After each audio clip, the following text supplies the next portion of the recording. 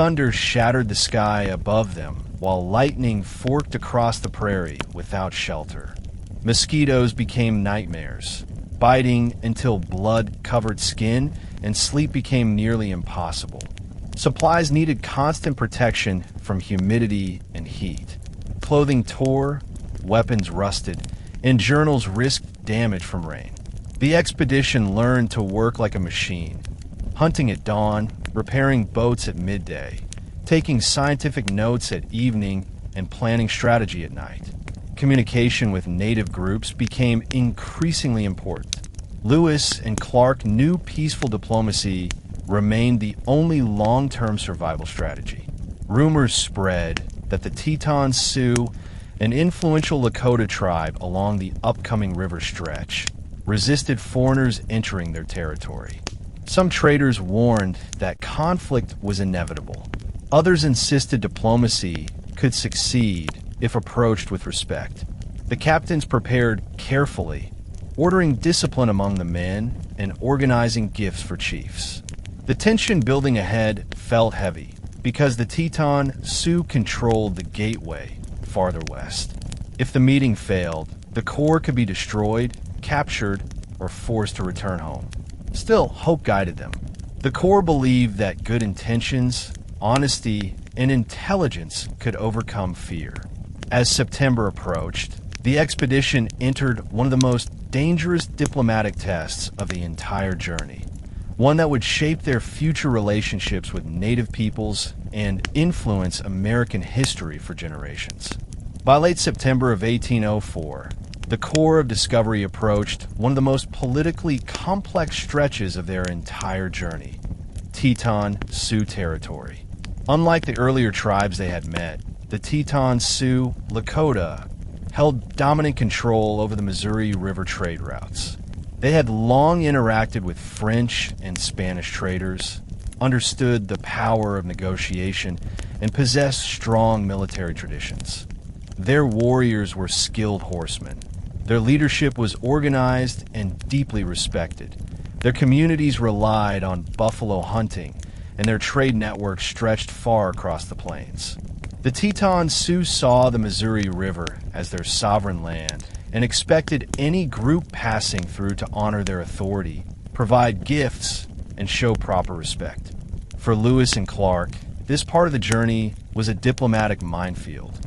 They understood that if relations collapsed, the expedition could be blocked, attacked, or forced backward. At this moment, the Corps carried limited gunpowder, heavy supplies, and knowledge that retreating against winter storms would be nearly impossible.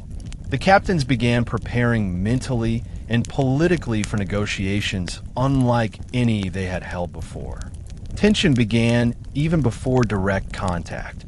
Scouts warned the Corps that the Teton Sioux demanded tolls from travelers, often forcing boats to stop. Traders who passed through before Lewis and Clark described situations where the Sioux seized goods or forced negotiations with threats of violence. The Corps responded with extreme discipline. Lewis and Clark organized their men into defensive positions, cleaned weapons, inspected powder horns, and reminded the soldiers that a single careless gesture could provoke battle. Meanwhile, they prepared ceremonial uniforms, medals, flags, and written speeches. Their diplomatic mission was based on strict instructions from Jefferson. Approach native nations with respect, avoid war at every cost, and build alliances beneficial to the United States. Yet the captains also understood military reality. If the Sioux blocked them, diplomacy alone might not save them. The encounter began with an uneasy atmosphere. 3 Sioux chiefs, Black Buffalo, Partisan, and Buffalo Medicine, emerged with warriors, horses, and weapons, signaling both power and pride.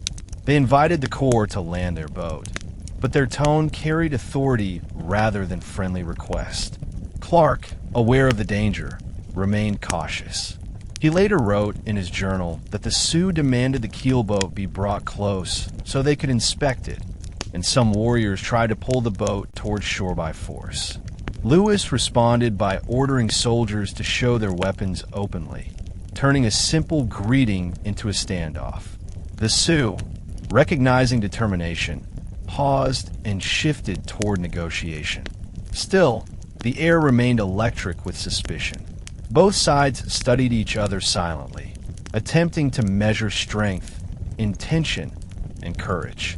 The diplomatic council with the Teton Sioux lasted several tense days and pushed the Corps to their emotional and psychological limits. Lewis delivered Jefferson's message using interpreters, explaining that the United States now governed the Louisiana lands, that the government wished peace and friendship, and that native tribes would benefit through trade and protection. He offered medals, military coats, flags, and speeches of respect. Black Buffalo accepted the gifts calmly, evaluating the captains with sharp intelligence. Buffalo Medicine seemed reserved, neither open nor hostile, observing everything with careful silence. Partisan, however, reacted with hostility, openly questioning the Corps' intentions. He asked why the Americans were traveling so deep into Sioux territory without providing large tribute.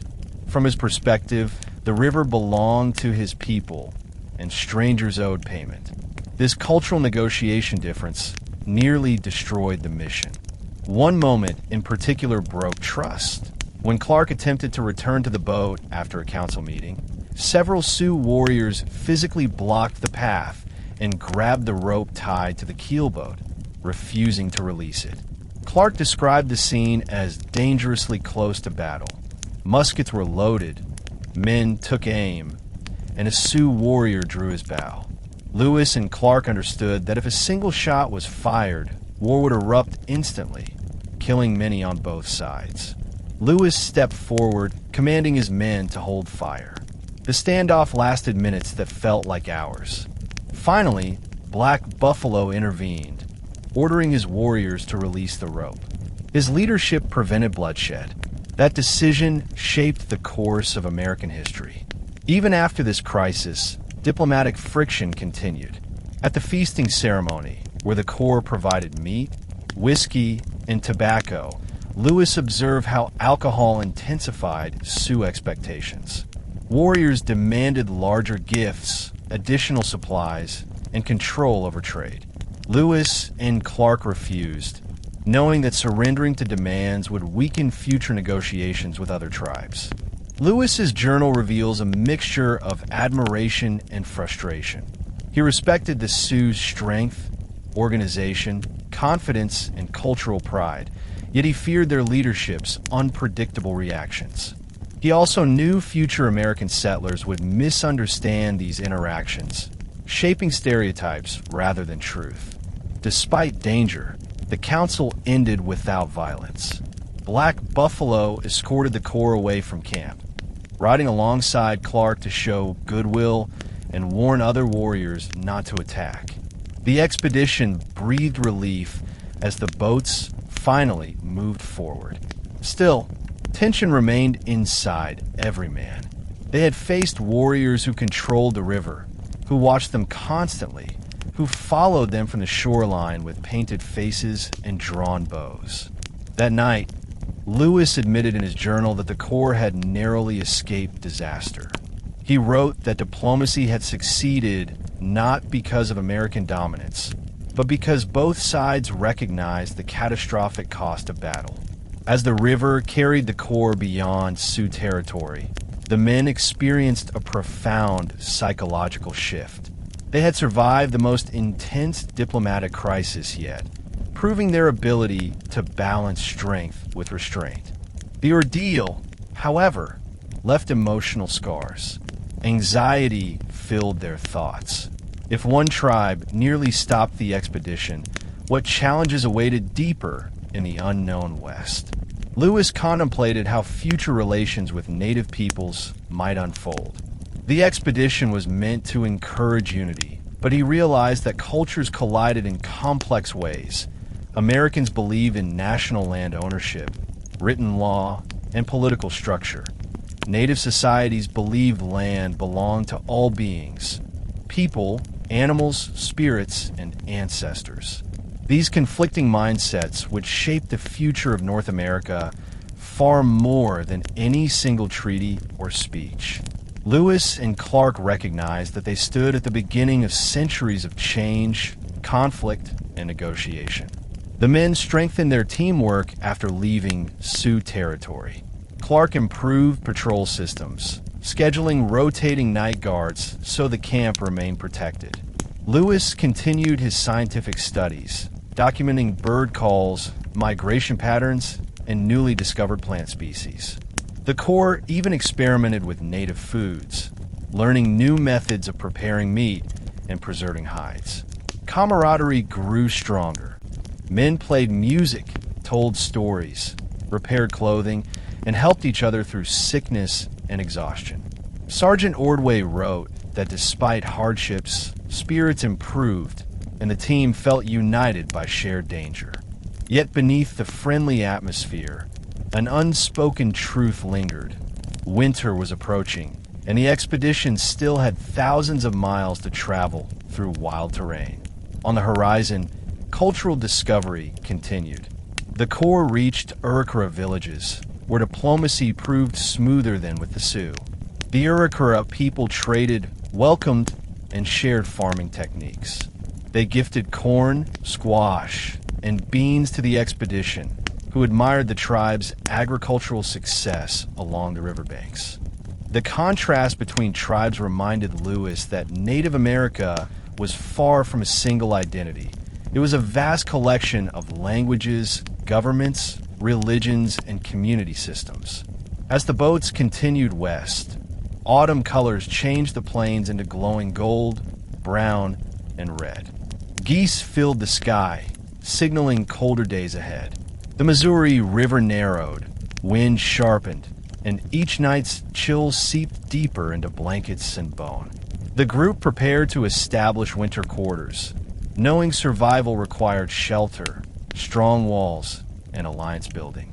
Their upcoming winter at the Mandan and Hidatsa villages would become a turning point, one that transformed their scientific mission into a shared cultural experience that shaped the future of American territory.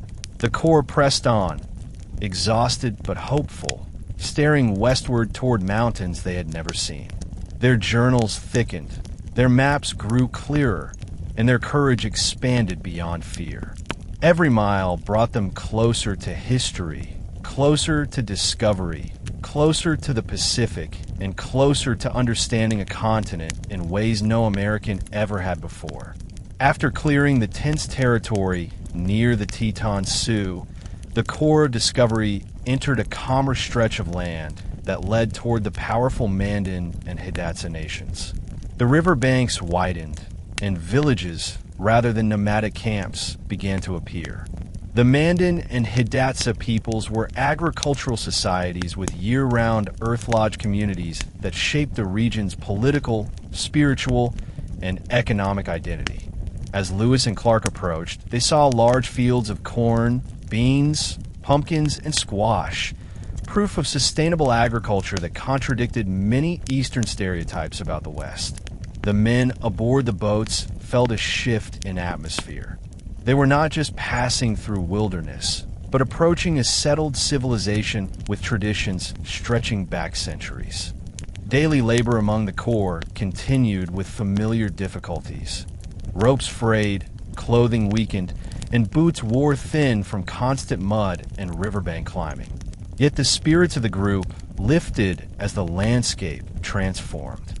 The Missouri River here began carving deeper into the earth, lined with magnificent cottonwood trees that shivered in late autumn wind. Prairie hills rolled outward like waves frozen in place. Herds of deer and elk wandered the edges of forests, providing meat that hunters eagerly claimed. Lewis took every chance to record new species of plants, studying bark texture, leaf shape, and soil type. He believed the region could support future American farming. Meanwhile, Clark strengthened daily mapping routines, recording tributaries and measuring the width of the river. They passed ancient burial sites, villages abandoned generations before due to war or weather, and trading posts once occupied by French fur traders. These ghostly reminders of history made the Corps aware of how deeply human presence shaped the land long before American arrival.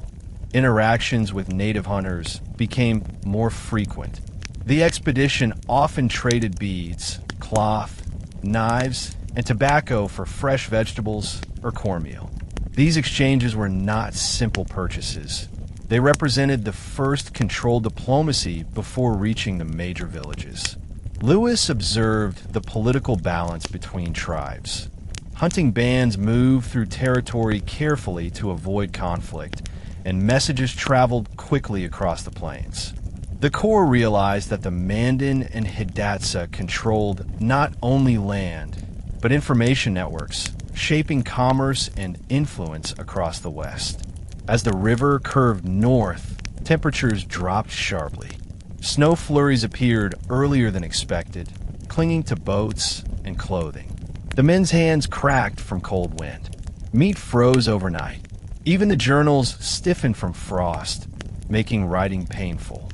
Yet the sight of distant smoke rising into the sky, signals from winter lodges, gave the men hope. They were nearing a community that might shelter them through the harsh winter ahead, allowing them to rebuild strength before crossing the unknown Rocky Mountains. For the Corps, the next phase of their journey would involve negotiation not just for peace, but for survival itself. When Lewis and Clark first saw the Mandan and Hidatsa Earth Lodge villages in October 1804, the men were stunned. Before them stood circular, dome-shaped homes built from timber, willow, and thick-packed soil, large enough to shelter extended families throughout the brutal northern plains winter. Smoke curled from rooftops, while women worked fields and men prepared hunting equipment. Unlike nomadic tribes, these communities reflected permanent settlement, high organization, political unity, and cultural richness. The Corps anchored their boats nearby, knowing that these villages represented both refuge and responsibility. They would be spending many months here, trapped by cold rivers and frozen plains. The Mandan and Hidatsa villages had long been powerful centers of trade. For generations, they connected tribes across the continent. Southern horse nations, northern woodland peoples, distant Blackfeet, and European traders who arrived from Canada. Their hospitality and strength made them respected allies and dangerous enemies. Lewis approached the first meeting with careful diplomacy. The Corps carried American flags, uniforms, drums, and recorded speeches of peace. They offered gifts representing U.S. authority, medals, mirrors, and official letters. The Mandan chiefs responded with measured courtesy. They listened to promises of friendship and trade advantages, yet they did not treat the United States as a superior force. Their understanding of politics came from centuries of diplomacy shaped by survival, war, and famine. Inside the villages, the Corps experienced culture that broadened their worldview. Mandan people dressed in decorated buffalo robes, painted faces, and intricate beadwork. Their social life involved dances, stories, and ceremonies meant to strengthen bonds among families. The Corps were invited to feasts where corn soup, roasted squash, and smoked bison were served. Many men wrote in their journals that Mandan food was some of the best they had eaten since leaving St. Louis. In return, they demonstrated American skills, firing rifles, playing music, and showing scientific instruments. The exchange impressed some villagers and amused others. Scientific discovery expanded rapidly. Lewis studied Mandan agriculture, noting how seeds were stored underground in clay pots, protected from winter freeze. He studied house design that insulated heat far better than canvas tents. He realized the U.S. government might learn from these systems rather than replace them. Clark recorded geographic information shared by elders, maps of river systems, warnings about mountain passes, knowledge of other tribes ahead, and rumors of the Pacific coast. These oral maps became critical to future travel. Yet beneath the positive experiences lay moments of tension. Some warriors questioned whether the Corps might bring disease or change power structures. Lewis noticed that smallpox had devastated these villages decades earlier, reshaping tribal numbers and alliances. He realized the fragility of native life under the shadow of global disease.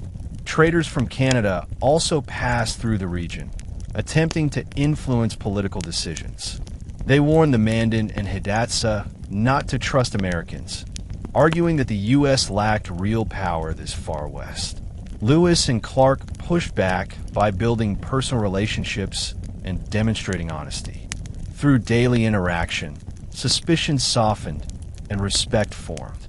Welcome to the channel, where the past comes alive through powerful storytelling. Today, we journey deep into one of the most extraordinary adventures in American history, the epic Lewis and Clark expedition. This is not just a story about two explorers. It is the story of a nation discovering itself. Imagine leaving behind every comfort you know, home, family, safety, and walking into a continent nobody had ever mapped. Imagine mountains so high they scrape the sky, rivers raging with death in every rapid, and winter storms turning the world white. Now imagine surviving all of that and returning with knowledge that forever reshaped a country. In the next chapters, you will experience the thrill of discovery, the harsh struggle of survival, and the powerful relationship between explorers and native nations. You will witness diplomacy, danger, starvation, science, and courage, woven into a journey that began in St. Louis and ended at the Pacific Ocean. This is a story filled with human emotion, Lewis fighting inner demons, Clark leading with unshakable loyalty, Sacagawea guiding the Corps through mountains of death, and York proving strength far beyond society's limitations. If you want to understand how the United States became a nation that stretches from ocean to ocean, if you want to feel the heartbeat of wilderness America, if you crave the kind of adventure that changes who you are, then stay with this channel and listen closely, because the Lewis and Clark expedition is more than history. It is an odyssey of courage, curiosity, sacrifice, and discovery. And by the end, you will never see America the same way again. The Lewis and Clark expedition did not simply emerge from nothing. It was shaped by decades of political decisions, scientific curiosity, and a rapidly expanding young nation.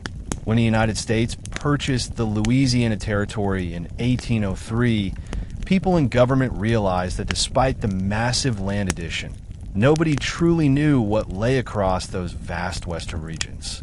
Maps were vague, rumors were countless, and European powers still hoped to claim territories the U.S. now legally owned. President Thomas Jefferson, a man with a deep fascination for geography, culture, animals, astronomy, fossils, and the potential of human exploration, believed that the American Republic must learn what existed between the Mississippi River and the distant Pacific Ocean. He imagined a country stretching from the Atlantic to the Pacific, but this dream needed evidence, routes, diplomacy, and detailed mapping. Without knowledge, any attempt to expand westward would be reckless. Jefferson wanted trade routes to Asia, scientific information about plants and animals, peaceful relationships with native tribes, and confirmation that the Northwest could be organized into future states. Beyond national goals, there was also a deeper intellectual dream. The United States wanted to prove that it could achieve achievements equal to Europe. Sending an expedition into the unknown would symbolize strength, bravery, and cultural development. Before Lewis and Clark volunteered, many Americans still believed myths.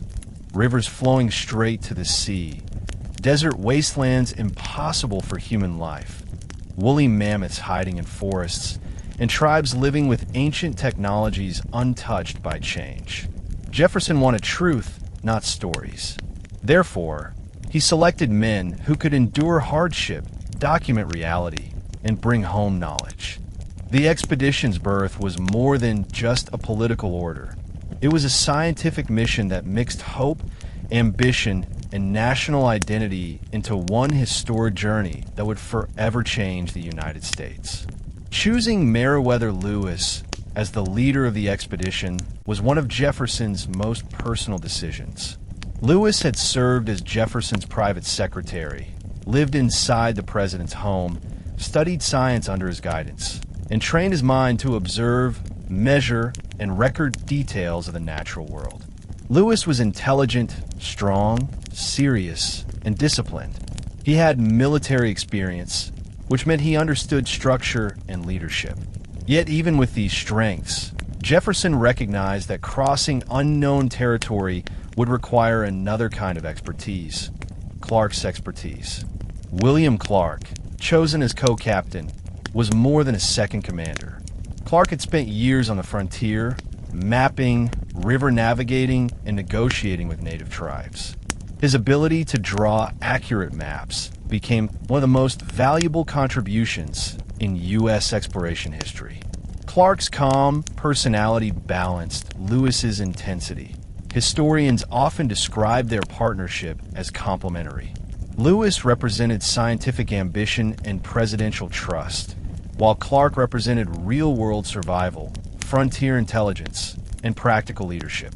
Together, they formed one of the most effective partnerships in U.S. history. They recruited skilled men, hunters, blacksmiths, carpenters, boatmen, cooks, translators, and soldiers who could follow orders without hesitation. The group became known as the Corps of Discovery, and their mission was unique. These men were not treasure hunters, conquerors, or fortune seekers driven by personal wealth. They were government explorers given the responsibility to build peaceful contact with native peoples. Many Americans expected conflict, but Lewis and Clark carried medals, gifts, flags, uniforms, journals, scientific instruments, and messages of friendship. They were instructed to treat native tribes with respect, share information, and report languages and political structures back to the government. Before departure, Lewis studied astronomy, medicine, navigation, botany, and zoology with some of America's best scientists. The training illustrates the seriousness of the mission. The expedition was not improvised. Every detail was planned. Their boats were designed for long travel. Their journals prepared for heavy writing. Their supplies chosen for survival, and their goals shaped by a nation dreaming of expansion. This preparation formed the heart of what would become one of the greatest expeditions in world history. As the Corps of Discovery prepared to depart from St. Louis, excitement and uncertainty filled the air. To many Americans living near the frontier, this was the edge of their known universe. Beyond the Mississippi River stretched a world few Europeans had ever entered. Settlers feared unknown animals, tribes, diseases, rivers, and weather. Lewis and Clark, however, embraced the unknown with disciplined calmness. Their departure on May 14, 1804, marked an event larger than a simple river journey. The Missouri River flowed like a twisting highway leading west into territory that held not only potential riches and scientific treasures, but also countless dangers. The men would have to row against strong river currents, repair broken boats, avoid sinking sandbars, protect supplies from storms, hunt constantly to feed dozens of people, and maintain team unity through exhaustion, loneliness, and homesickness. The size of the mission required moral strength as much as physical ability. Jefferson believed the Corps would demonstrate the nation's character to the world: bravery without cruelty, curiosity without destruction, ambition without conquest. Yet even with these noble goals, the expedition began with heavy weight on Lewis and Clark's minds. They knew they were responsible for the lives of their men, the trust of the president, and the future of the nation. Their journals would shape public understanding of native peoples forever. The rivers they mapped would determine future trade routes. The scientific notes they collected would help scholars build a picture of North American wildlife. Most importantly, Lewis and Clark understood that success would strengthen a young nation still unsure of its place in global history. Failure could embarrass the United States internationally. When the boats finally pushed away from the riverbank, local witnesses watched silently, aware that they were seeing history unfold. Many believed the expedition would never return. Others hoped these men would reach the Pacific and bring honor to the country. The truth was that nobody, not even Lewis or Clark, understood the trials awaiting them. Harsh winters, illness, communication barriers, miles of mountains, political complications, and losses none could yet imagine. The beginning of the journey symbolized the bravery of discovery itself, a leap into impossibility fueled by courage. When the Corps of Discovery pushed westward along the Missouri River during the summer of 1804, the journey quickly revealed itself as far more difficult than any man had imagined when signing up for the expedition. The river was wide, unpredictable, and alive with hidden dangers that could destroy the mission within days. The boats, loaded with supplies, scientific instruments, trade goods, journals, weapons, powder, food, and personal belongings, were heavy and slow, especially when forced to travel against the strong current. The men had to pull the keelboat upstream by ropes, poles, oars, and sails, using whatever method nature allowed at any given hour.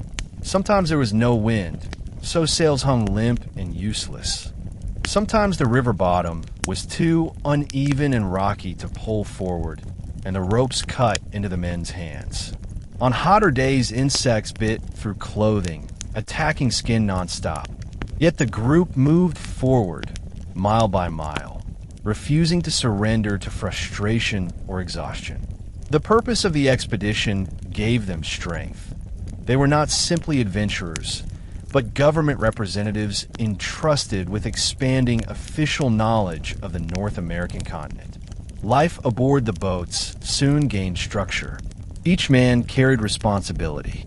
Some cooked meals, others hunted deer, buffalo, fish, and birds to feed the group. Hunters had to leave shore for hours, sometimes days, returning with meat that helped stretch government rations.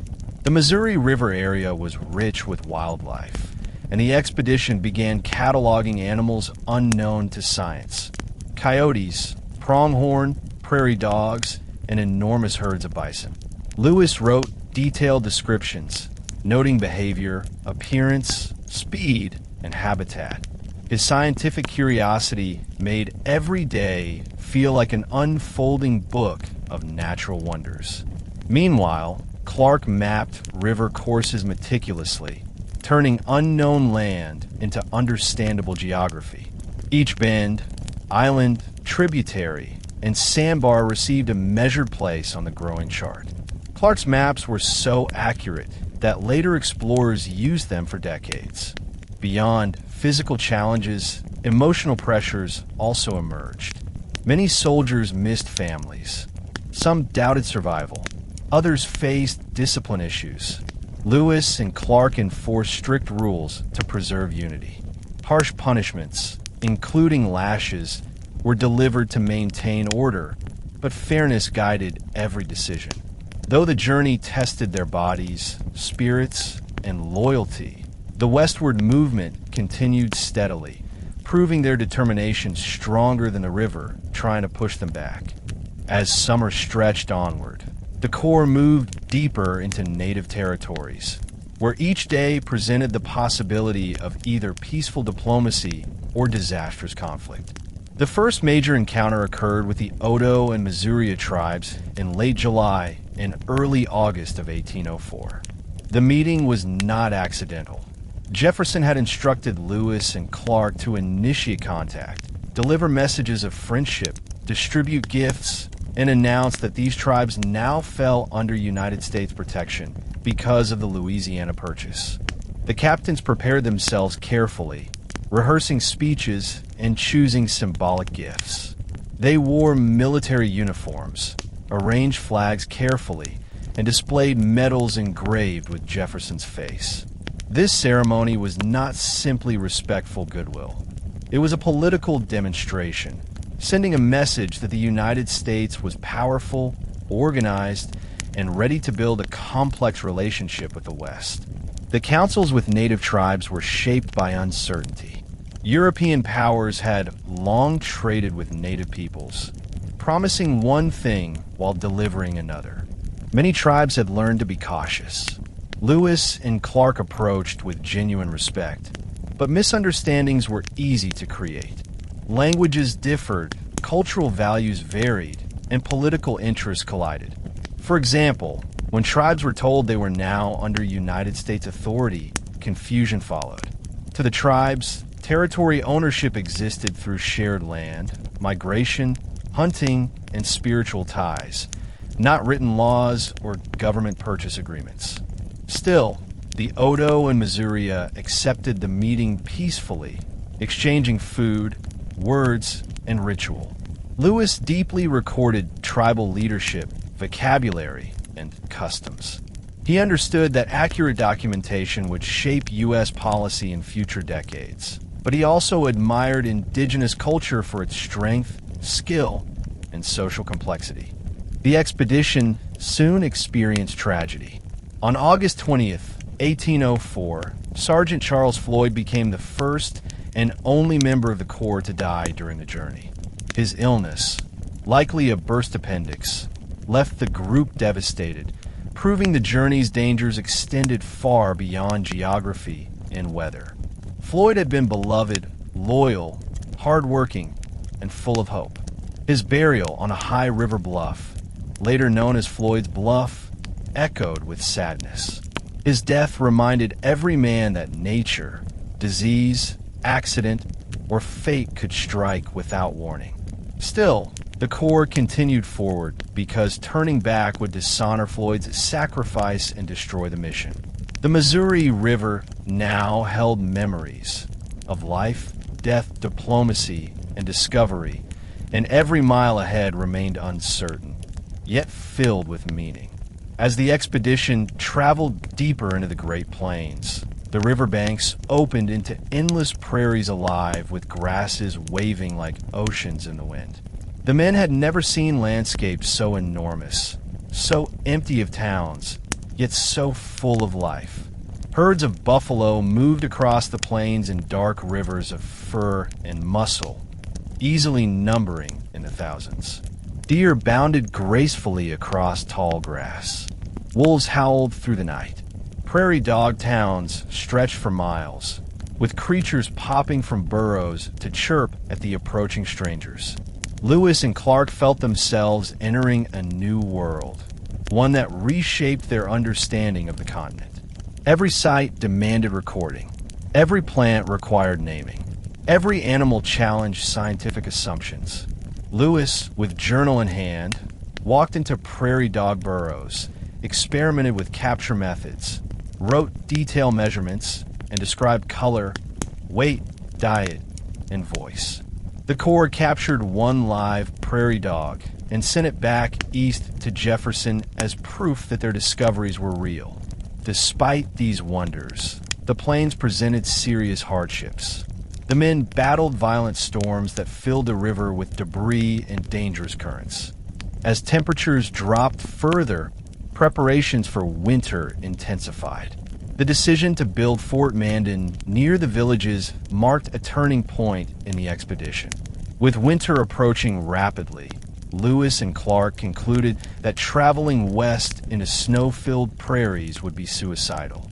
Temperatures already fell below freezing at night. River ice thickened. Winds roared hard enough to tear clothing and tents. The Corps needed permanent shelter.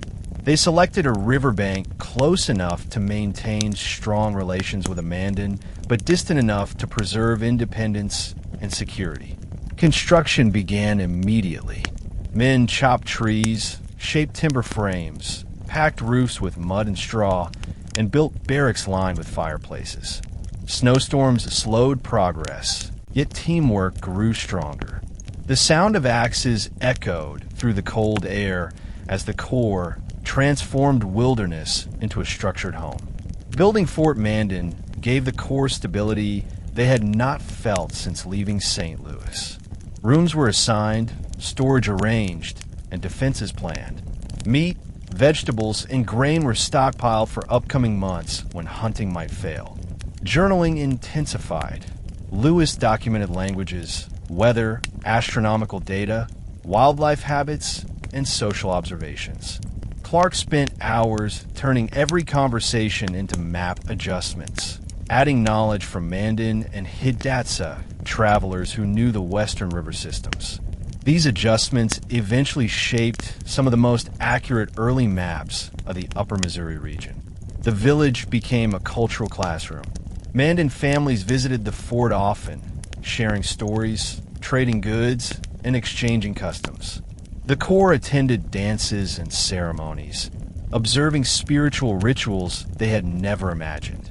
It was during this winter that the Corps met Toussaint Charbonneau, a French-Canadian fur trader living among the Hidatsa, and his remarkable young wife, Sacagawea. She was Shoshone, captured years earlier by Hidatsa raiders and later married to Charbonneau. Her presence would become essential in the coming months.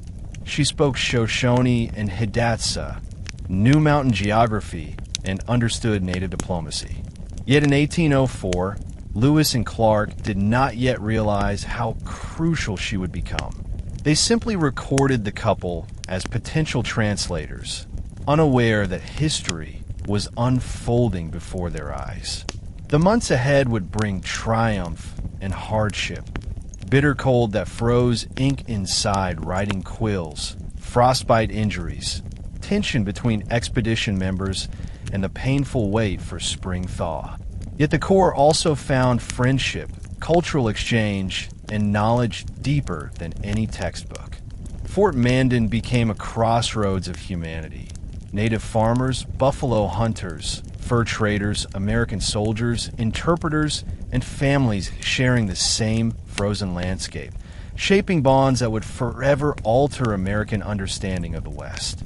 As they prepared to face the Rocky Mountains beyond the Mandan villages, Lewis and Clark knew their journey was about to transform again, from river travel into a brutal overland expedition that would test every ounce of courage, intelligence, and endurance within them. The winter spent at Fort Mandan shaped the core of discovery more profoundly than almost any other phase of the journey. As December 1804 settled across the northern plains, temperatures dropped lower than most men had ever experienced. The Missouri River froze completely, turning from a wild highway of current into solid ice thick enough to support the full weight of bison. Winds roared along the frozen surface, blasting the men with ice particles that struck their faces like needles. Clothing stiffened overnight, boots froze solid, and blankets gathered frost inside sleeping quarters. Yet the walls of Fort Mandan, crafted from cottonwood logs and packed with mud, held strong. Lewis and Clark distributed medals, beads, ribbons, metal knives, and cloth, items that held varying levels of value among Western tribes. Still, the Corps lacked enough trade goods to satisfy every village's expectations. Lewis feared that shortages might cause resentment or hostility. The men also noticed that some villagers attempted to steal minor items like tools or clothing from campsites. Clark wrote that he understood such actions as symbols of curiosity more than aggression, but discipline remained firm. Communication barriers challenged diplomacy even further. The Corps relied on a growing chain of translators. English to French, French to Hidatsa, Hidatsa to Shoshone, Shoshone to Nez Perce, and Nez Perce to river-dwelling Chinookan dialects. Each translation step risked misunderstanding.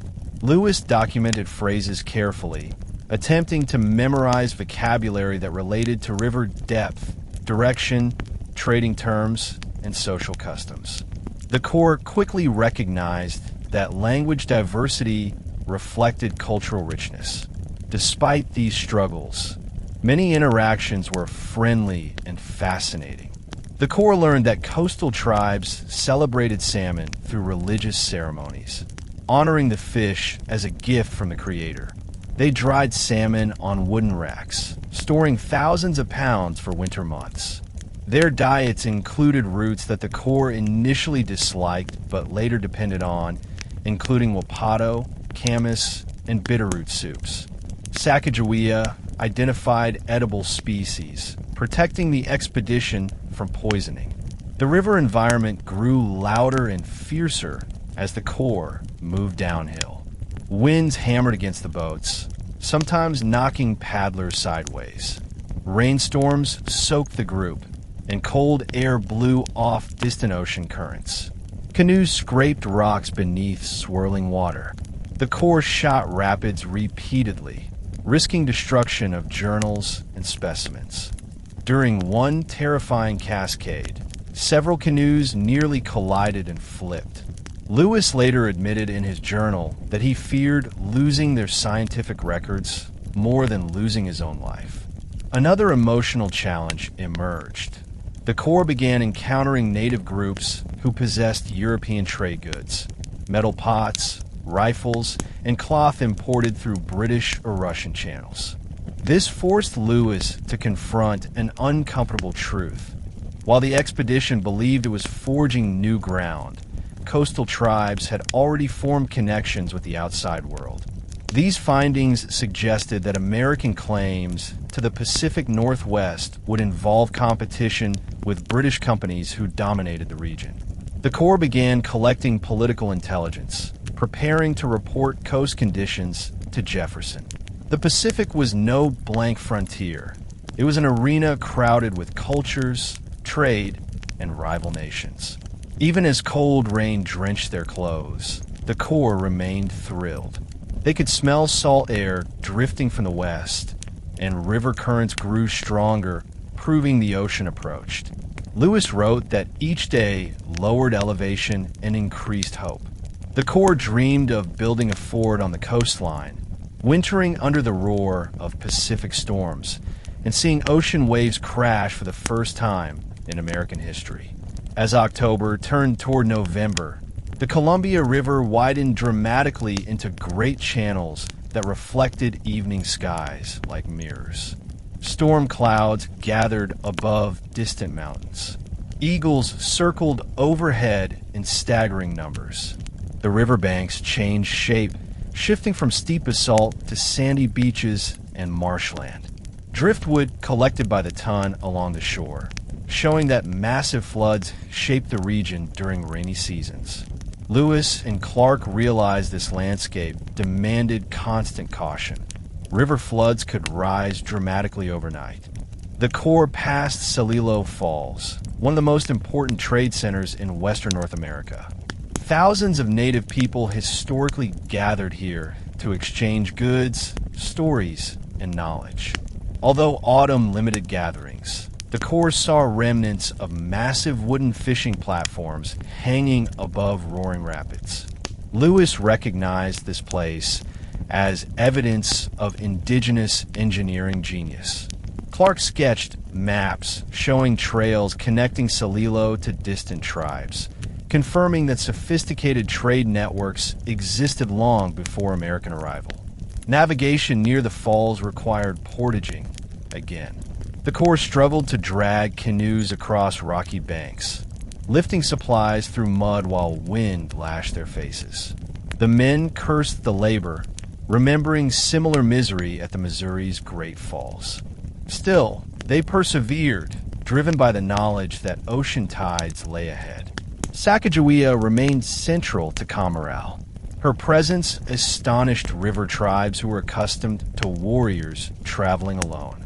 Seeing a Shoshone woman with a baby convinced many that the Corps traveled not to conquer, but to communicate. During negotiations, her infant attracted attention, generating goodwill, laughter, and cultural curiosity. Lewis mentioned that tribes often gifted produce, fish, roots, and clothing specifically to Sacagawea and her child. The Corps also witnessed significant shifts in weather. Heavy Pacific storms blew upriver, bringing rain that soaked clothing, paper, and gunpowder. Boats filled with water repeatedly. Men bailed constantly, their hands raw from cold river spray. The winds howled so loudly that commands were nearly impossible to hear.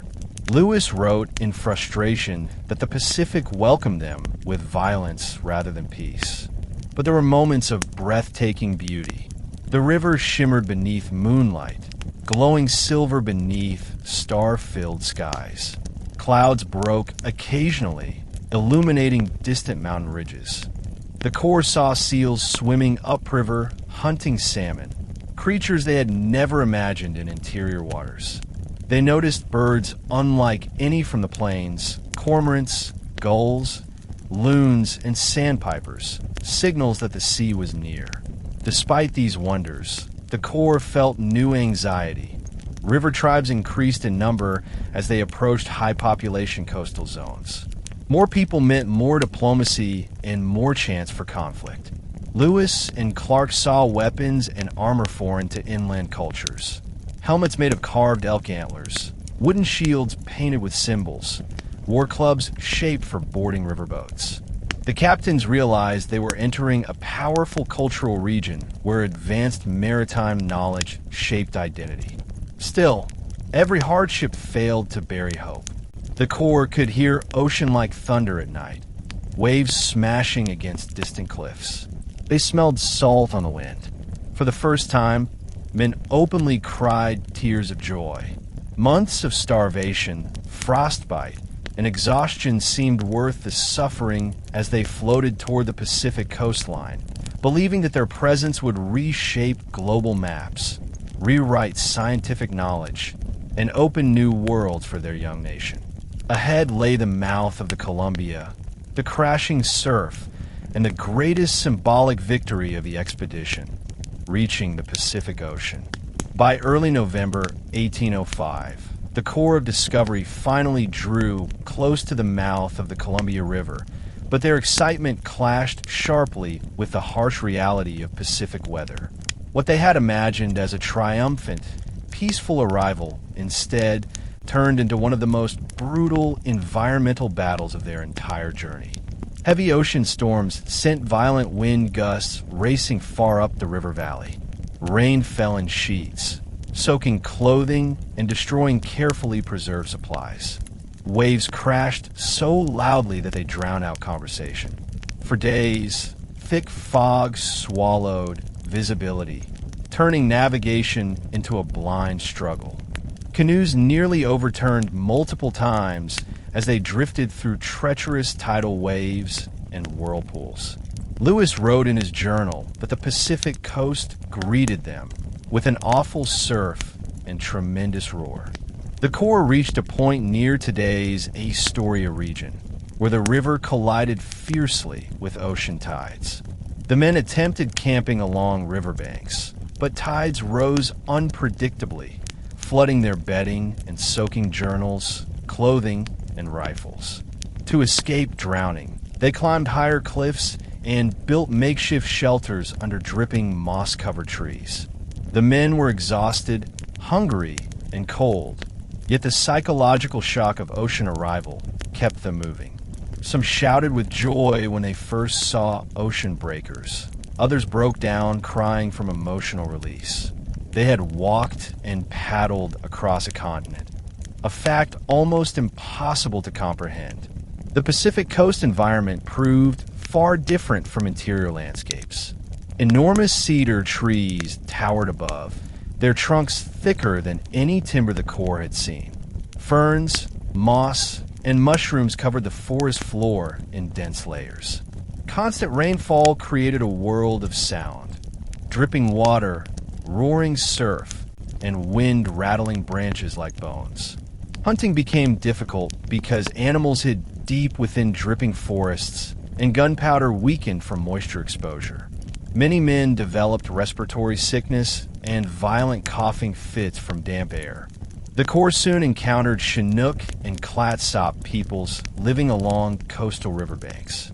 These tribes, with maritime traditions thousands of years old, possessed villages built from cedar planks and canoes carved exquisitely for ocean navigation.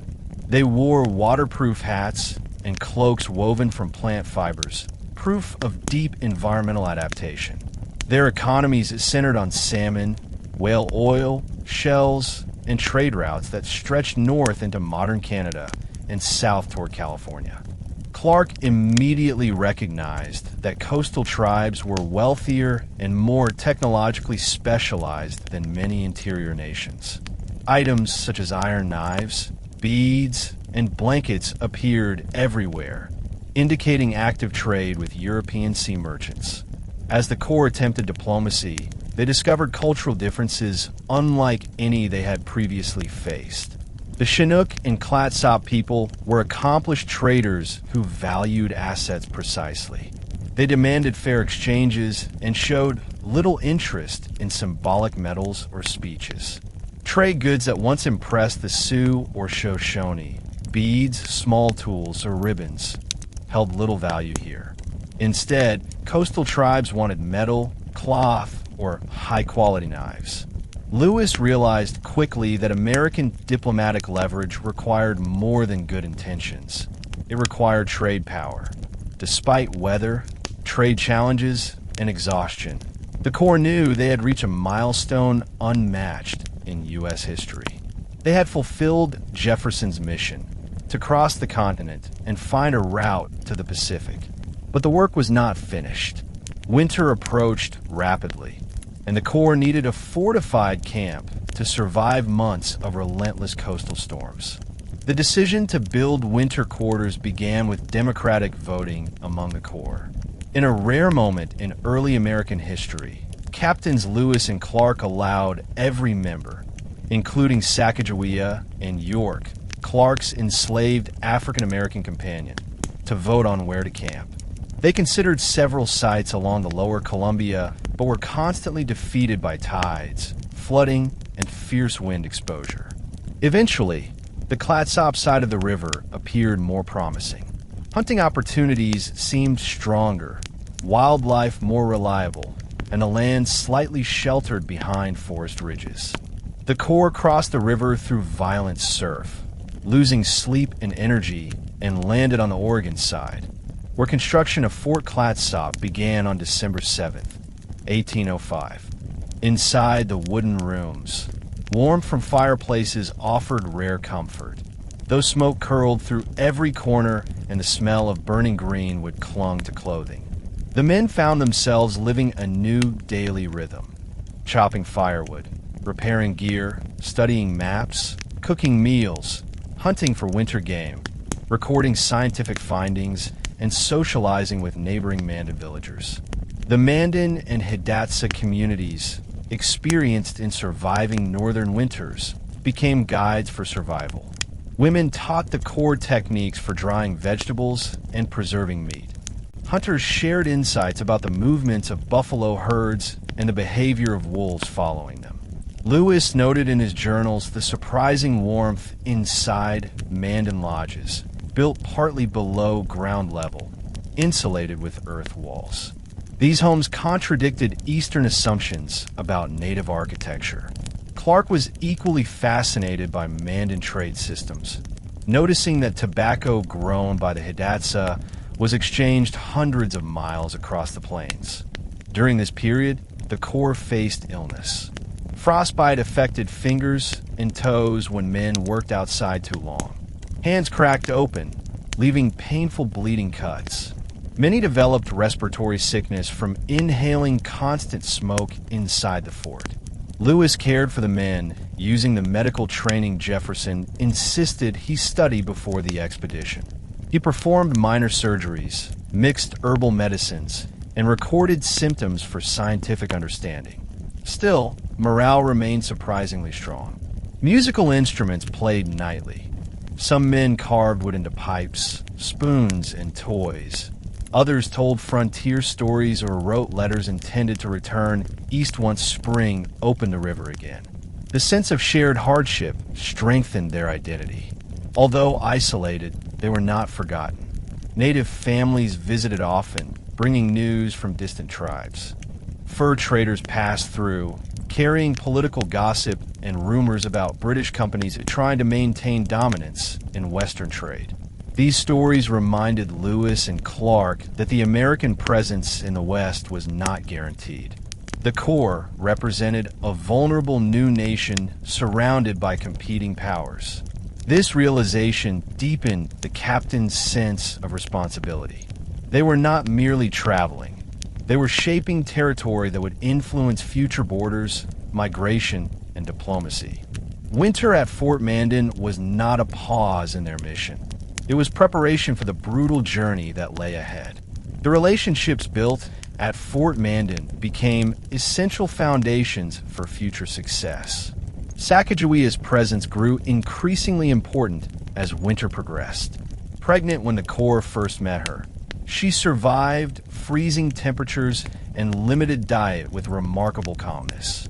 She spent her days inside the fort learning the men's routines, listening to their language, and offering cultural advice on survival and diplomacy.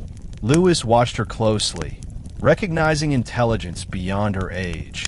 She understood the symbolism of land, water, and travel through mountains.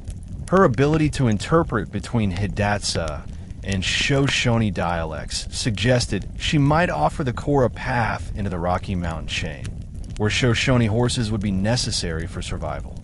Although Charbonneau was the official interpreter, it quickly became clear that Sacagawea held real value. Clark wrote respectfully about her strength and noted she remained composed under pressure. The winter also revealed important differences within the Corps' personalities. Some men thrived in routine, hunting daily and enjoying Mandan's social activities. Others struggled mentally with isolation. The disappearance of large buffalo herds caused food shortages, forcing hunters to track animals at great distances in bitter cold. Buffalo meat stored inside the fort, once abundant, began to thin. Lewis documented methods of cooking and preserving foods to stretch rations. Dried soup made from pulverized bison bone, boiled corn mixed with fat, and pemmican crafted from dried meat and berries. Men joked that they dreamed of bread, cheese, and sugar. Discipline remained firm.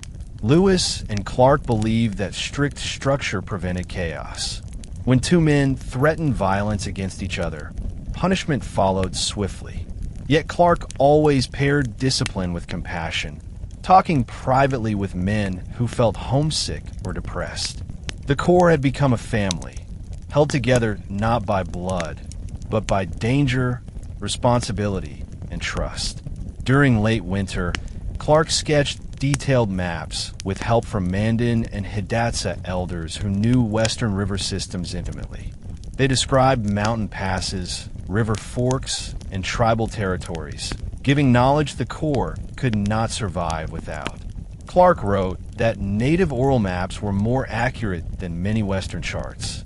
Scientific work at Fort Mandan reached extraordinary depth. Lewis dissected animals unfamiliar to science: wolves, mountain sheep, foxes, badgers, and countless birds. He described fur texture, diets, skeletal structure, and behavior.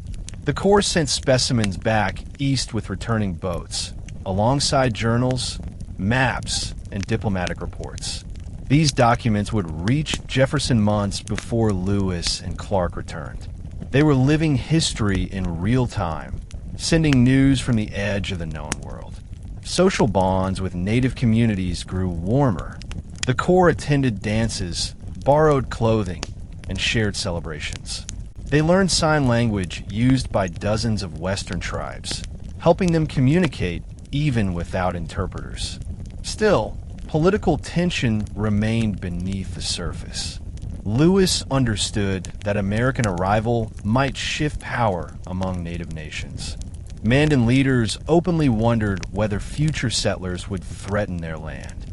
Building the fort in constant rain proved agonizing. Logs absorbed water and grew heavy. Mud sucked at boots with every step.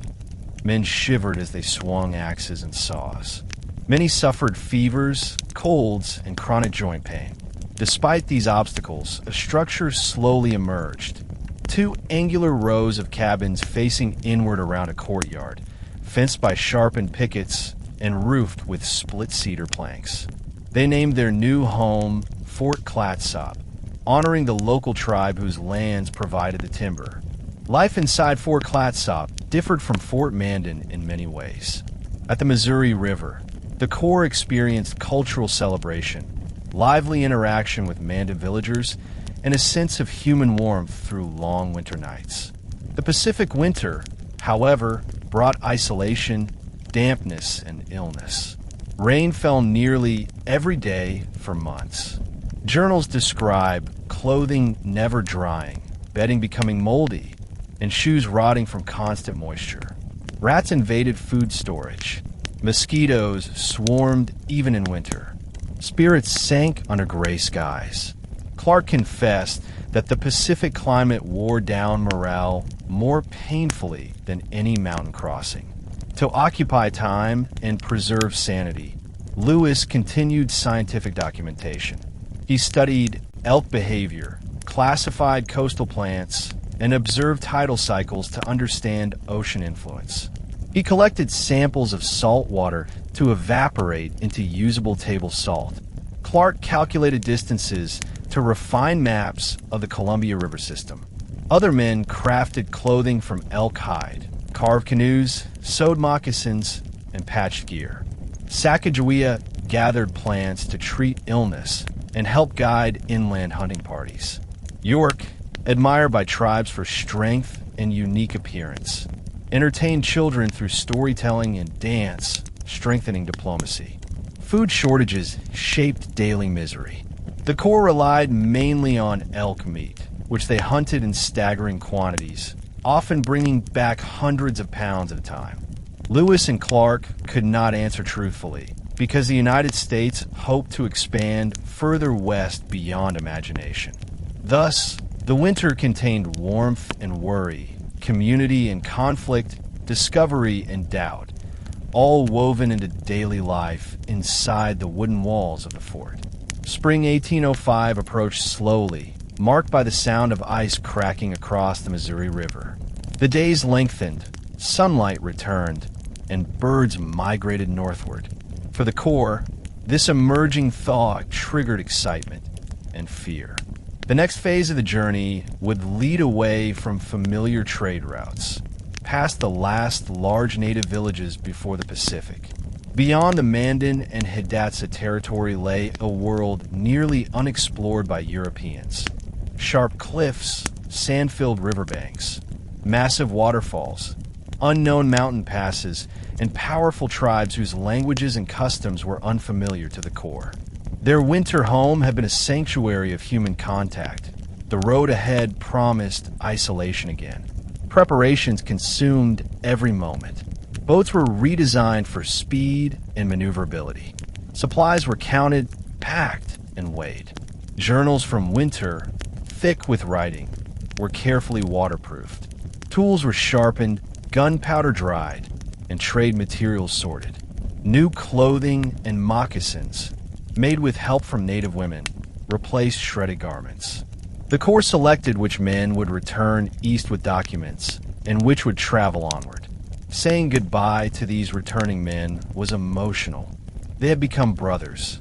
One of the most important decisions was hiring Charbonneau and Sacagawea officially. The captains recognized that entering Shoshone territory without local help would be impossible.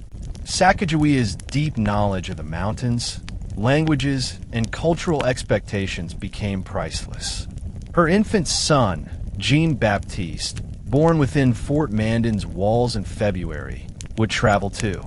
Lewis saw symbolic strength in this. A native mother and child joining the expedition would signal peaceful intentions to tribes ahead, reducing the risk of attack. The departure from Fort Mandan in April 1805 was bittersweet. Mandan villagers lined the riverbanks, waving farewell. The Corps, strengthened by months of cultural exchange, shouted thanks, promises of return, and encouragement. Paddles dipped into icy river water as the boats slid forward, leaving behind the fort that had protected them. Snow still clung to northern hills, and cold wind followed them downstream, but hearts raced with anticipation. Lewis wrote that the success of the expedition now depended on knowledge acquired during winter. Without maps from Mandan elders, horses from the Shoshone, and Sacagawea's guidance, the expedition might collapse. He understood, perhaps more clearly than ever, that the journey across the continent was not just an American achievement, but a collaboration between cultures, languages, and generations of knowledge. As Fort Mandan faded into the distance, the Corps turned toward the rugged mysteries of the upper Missouri River, unaware that the next months would bring grueling trials, monumental scientific discoveries, and breathtaking landscapes that would define their legacy forever. As the Corps of Discovery pushed westward from Fort Mandan in April 1805, the mood within the team changed dramatically. The men were no longer traveling through heavily populated native regions or familiar trade routes. They were entering the most remote stretches of the Missouri River, territory known only to scattered indigenous hunters and storytellers. Snow still covered large patches of ground in the early mornings, and the water, although running again, remained bone-chillingly cold. Ice chunks floated beside the boats, sometimes slamming loudly against the wooden hull. The Corps had replaced their old keelboat with a smaller craft, along with 2 pirogues, believing lighter vessels were crucial for this more treacherous river system. These changes symbolized transition. Their journey was evolving from a river expedition into a continental crossing. Daily work intensified. Against the strong upstream current, men pulled ropes along the riverbank, marched through mud, dragged boats over shallow sandbars, and fought constant exhaustion. The Missouri twisted like a living creature, sometimes smooth and straight, then suddenly splitting into multiple winding channels that confused navigation. Clark wrote that every mile required scouting ahead on foot, checking whether water depth could support loaded boats. Lewis studied the river's shape and currents, noting how erosion carved towering cliffs that rose hundreds of feet above the water. These cliffs revealed layers of sediment from distant geologic ages, and the captains realized the American interior held scientific mysteries far older than written language. Food supplies were secure, but required constant labor. Hunters chased elk, antelope, wolves, deer, and bighorn sheep. In one event described by Lewis, he nearly drowned while trying to retrieve an elk carcass from the river, slipping on wet mud and falling beneath the water surface before clawing his way back to shore. His near-death experience reminded the team how dangerous even ordinary tasks had become. Game animals were abundant, yet the men learned quickly that meat spoiled extremely fast in the warming spring climate, attracting flies and predators. They built drying racks and smoked the meat over low fires, learning preservation techniques to prevent starvation later. The Corps also noticed ecological transitions marking the gateway into western wilderness. Prairie grasses grew taller and thicker. Hills rose sharply along the river, forming badlands filled with strange rock shapes carved by wind, rain, and erosion. Fossils, including large animal bones, appeared near riverbanks, confusing Lewis, who wondered if extinct mammoth species once roamed nearby. Prairie dogs remained everywhere, challenging men's patience as they attempted scientific documentation. Lewis observed that these animals communicated using complex vocal patterns, and he suspected they lived in social communities, unlike solitary eastern rodents. Despite their scientific excitement, The men felt distance more intensely every day. Letters could no longer be sent home, and familiar trade language gave way to unfamiliar dialects or total silence. They camped under enormous night skies, where stars appeared brighter than anyone remembered seeing back east. The sense of isolation was both beautiful and frightening. The Corps felt as if they were stepping into another world, a world that would soon test their strength more brutally than the Teton Sioux ever had. A crucial development during this stage was Sacagawea's growing influence within the expedition. Though still recovering from childbirth, she walked confidently along riverbanks, carrying her infant and helping identify edible roots, berries, and herbs. She pointed out geographic landmarks, described upcoming river bends, and recognized natural signs of Shoshone territory. These signals encouraged Lewis and Clark, who knew they desperately needed horses to cross the Rocky Mountains. Her knowledge confirmed that Shoshone lands were reachable within a year. In Clark's writing, her presence transformed morale. When men felt lost, she gave direction. When storms hit, she secured supplies. When river channels multiplied, she remembered stories from her childhood. One extraordinary moment cemented her role forever in Corps history. In May, a violent storm struck the boats. Waves and wind pushed the pirogues dangerously, knocking supplies into the water. Among the falling bundles were critical journals, maps, medicinal tools, and gunpowder.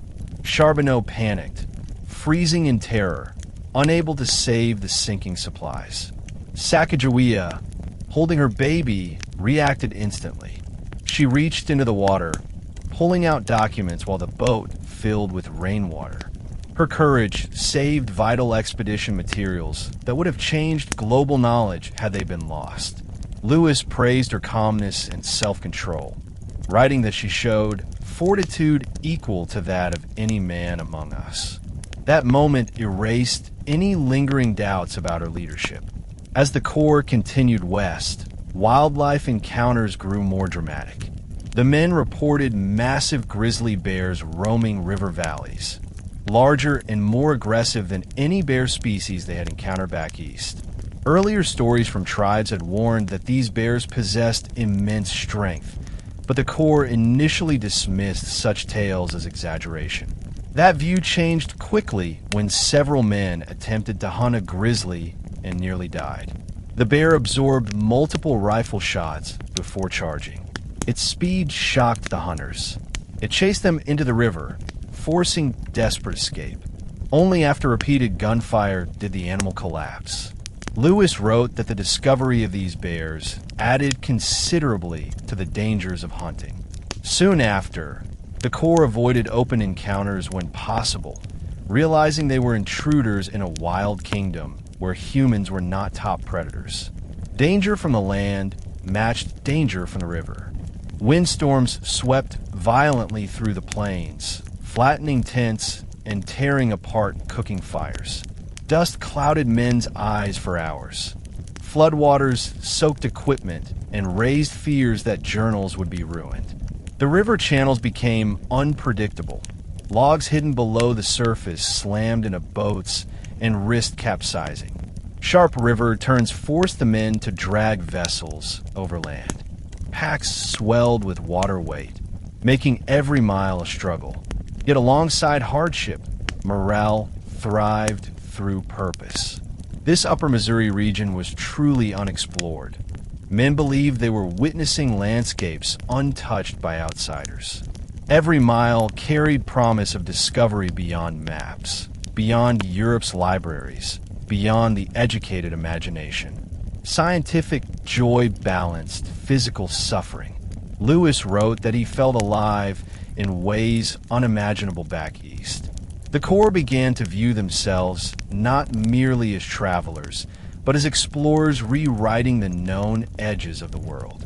By late spring, navigation became extraordinarily complex as the Missouri River branched into multiple channels that twisted across vast floodplains.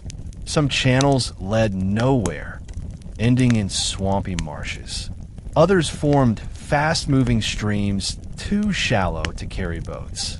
These confusing river formations forced the Corps to divide and scout ahead daily. Lewis traveled across prairies on foot, climbing hills to study river patterns from above. His notes show intense mental strain. Choosing the wrong river channel could cost weeks of backtracking, food loss, and morale collapse.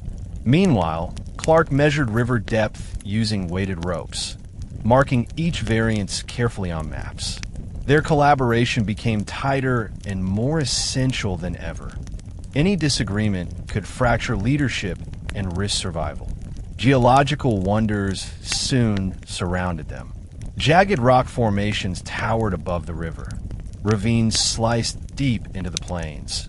Sandstone pillars, sculpted by centuries of wind, stood like ancient statues watching silently over the passing boats. Lewis believed that these formations held scientific meaning, evidence of prehistoric oceans, ancient climates, shifting rivers, and unknown eras of Earth's history. One particular region captured his imagination. Miles of eroded stone formations filled with fossils, animal burrows, and petrified wood. He documented every detail, convinced that this land held geological secrets yet to be understood.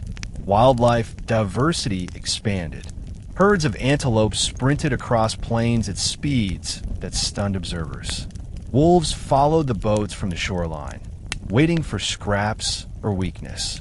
Mountain sheep appeared along cliffs, balancing on impossible ledges.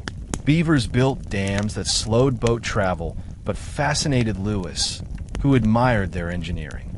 Swans, cranes, pelicans, and bald eagles filled the sky. The magnitude of animal life convinced the men that nature in the West operated on a scale unimaginable back east. Isolation deepened mental pressure. Unlike winter at Fort Mandan, where social life thrived, the new environment offered little human contact. The Corps rarely saw people, not even hunters or traders. The silence of untouched wilderness unsettled some men, who wrote of feeling swallowed by endless space and terrified of losing the river trail. Yet this emptiness was also inspiring. The Corps felt privileged to witness a world never documented before. Scientific responsibility weighed heavily on Lewis. Every night, despite exhaustion, he wrote pages describing new plants, animals, weather conditions, and astronomical readings. His journals became priceless historical treasures. Millions of readers today rely on his words to imagine the American West before industrial change. Meanwhile, Clark continued perfecting maps that would shape Western territorial understanding for generations. Many believe his river mapping alone justified the expedition. As June approached, the Corps faced a monumental river challenge, a massive fork in the Missouri. One path headed north, the other west. Native information offered conflicting guidance, and the men argued passionately over which route led to the Rocky Mountains. This decision would determine whether the expedition succeeded or failed. If they chose the wrong course, the Pacific Dream would disappear beneath exhaustion and starvation. The Corps stood at the edge of destiny, unsure which river led to the ocean, unsure how far the mountains lay ahead, unsure whether returning home alive remained possible. Yet they continued, driven by purpose larger than fear, the belief that the American continent could be known, mapped, and connected. Their next steps would bring them into some of the most dramatic events of the expedition's history. Waterfalls, mountains, and moments that would define exploration forever. By early June 1805, the Corps of Discovery reached one of the greatest challenges of the entire expedition, a massive fork in the Missouri River.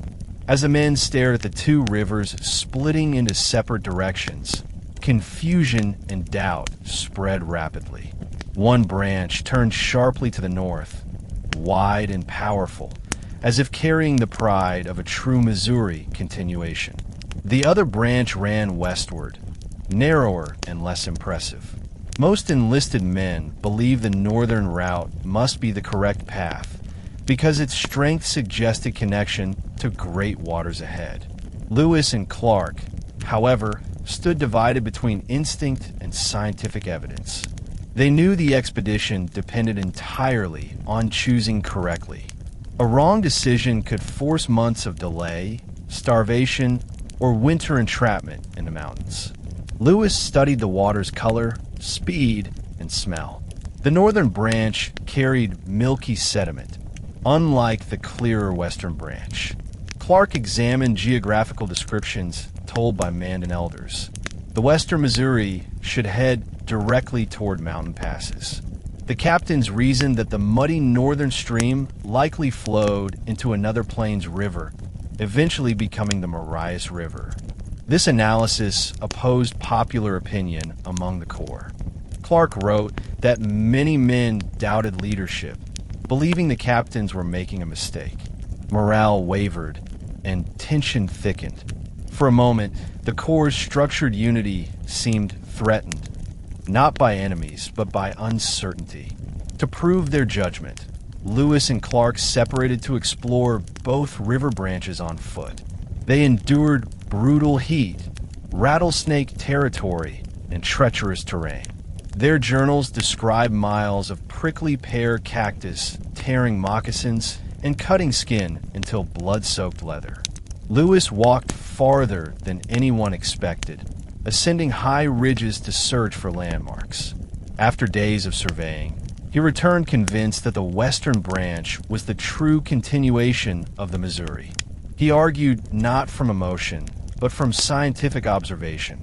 The riverbanks, vegetation, and elevation changes matched native descriptions of land leading toward the Rockies. Still, many men remained unconvinced.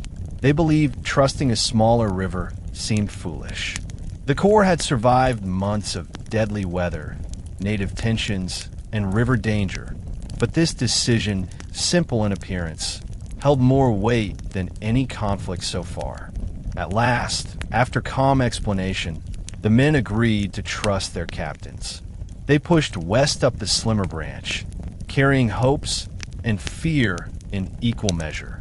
This moment became one of the finest demonstrations of leadership in United States exploration history. Lewis and Clark united scientific reasoning with emotional patience to guide a team that could have easily fractured. Their decision, now famous, brought them forward toward discovery none imagined, the mighty Great Falls of the Missouri. On June 13th, 1805, Meriwether Lewis experienced a moment of triumph that electrified the expedition's future. While scouting ahead alone on foot, he heard an overwhelming thunder-like roar cutting through the wind. He described in his journal how the sound grew louder with every step, echoing across plains. Lewis hurried forward, convinced that the roaring sound indicated something monumental, either disaster or proof that they had chosen the correct river. When he saw mist rising in the distance, his heart raced. Moments later, he stood before the Great Falls of the Missouri, witnessing what he described as one of the most spectacular natural wonders he had ever seen. A massive river crashed over a 50-foot drop, exploding in a foamy white spray, surrounded by rainbows and powerful wind. This discovery confirmed beyond any doubt that they had selected the correct river branch. Lewis wrote that joy shot through every nerve. He spent hours documenting the falls, sketching their form, and measuring distances. The scene represented more than beauty. It fulfilled Jefferson's hope that the expedition would identify exact river routes toward the mountains. When Lewis returned to the Corps and reported his findings, relief swept across the camp. The men cheered, laughed, and congratulated the captains. They had placed trust in science rather than instinct, and their choice rewarded them. However, the Great Falls presented more than wonder. They created a serious strategic obstacle. The Corps needed to carry heavy boats, supplies, and equipment around the waterfalls through rugged plains covered in thorny cactus, rattlesnakes, and blazing heat. The portage would be nearly 18 miles, over harsh land filled with holes, uneven ground, mud pits, and steep slopes. To prepare, the men built wheeled carriages and stretched animal hides over wooden frames to slide boats forward. The mosquitoes, according to Lewis, descended in tormenting swarms, biting through clothing, leaving skin raw and blistered. The men pulled boats for hours under direct sunlight, sweat soaking every garment they owned, while thunderclouds gathered overhead. Mayhem struck repeatedly. Winds ripped sails from poles. Storms blindsided working groups. Fire ants stung exposed flesh.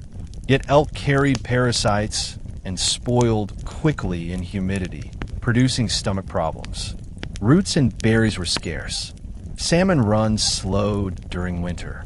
Men longed for bread, beans, sugar, bacon, and whiskey, supplies unavailable this far west. Clark wrote that our diet is entirely of poor elk meat and little else. Still, hope endured beneath hardship.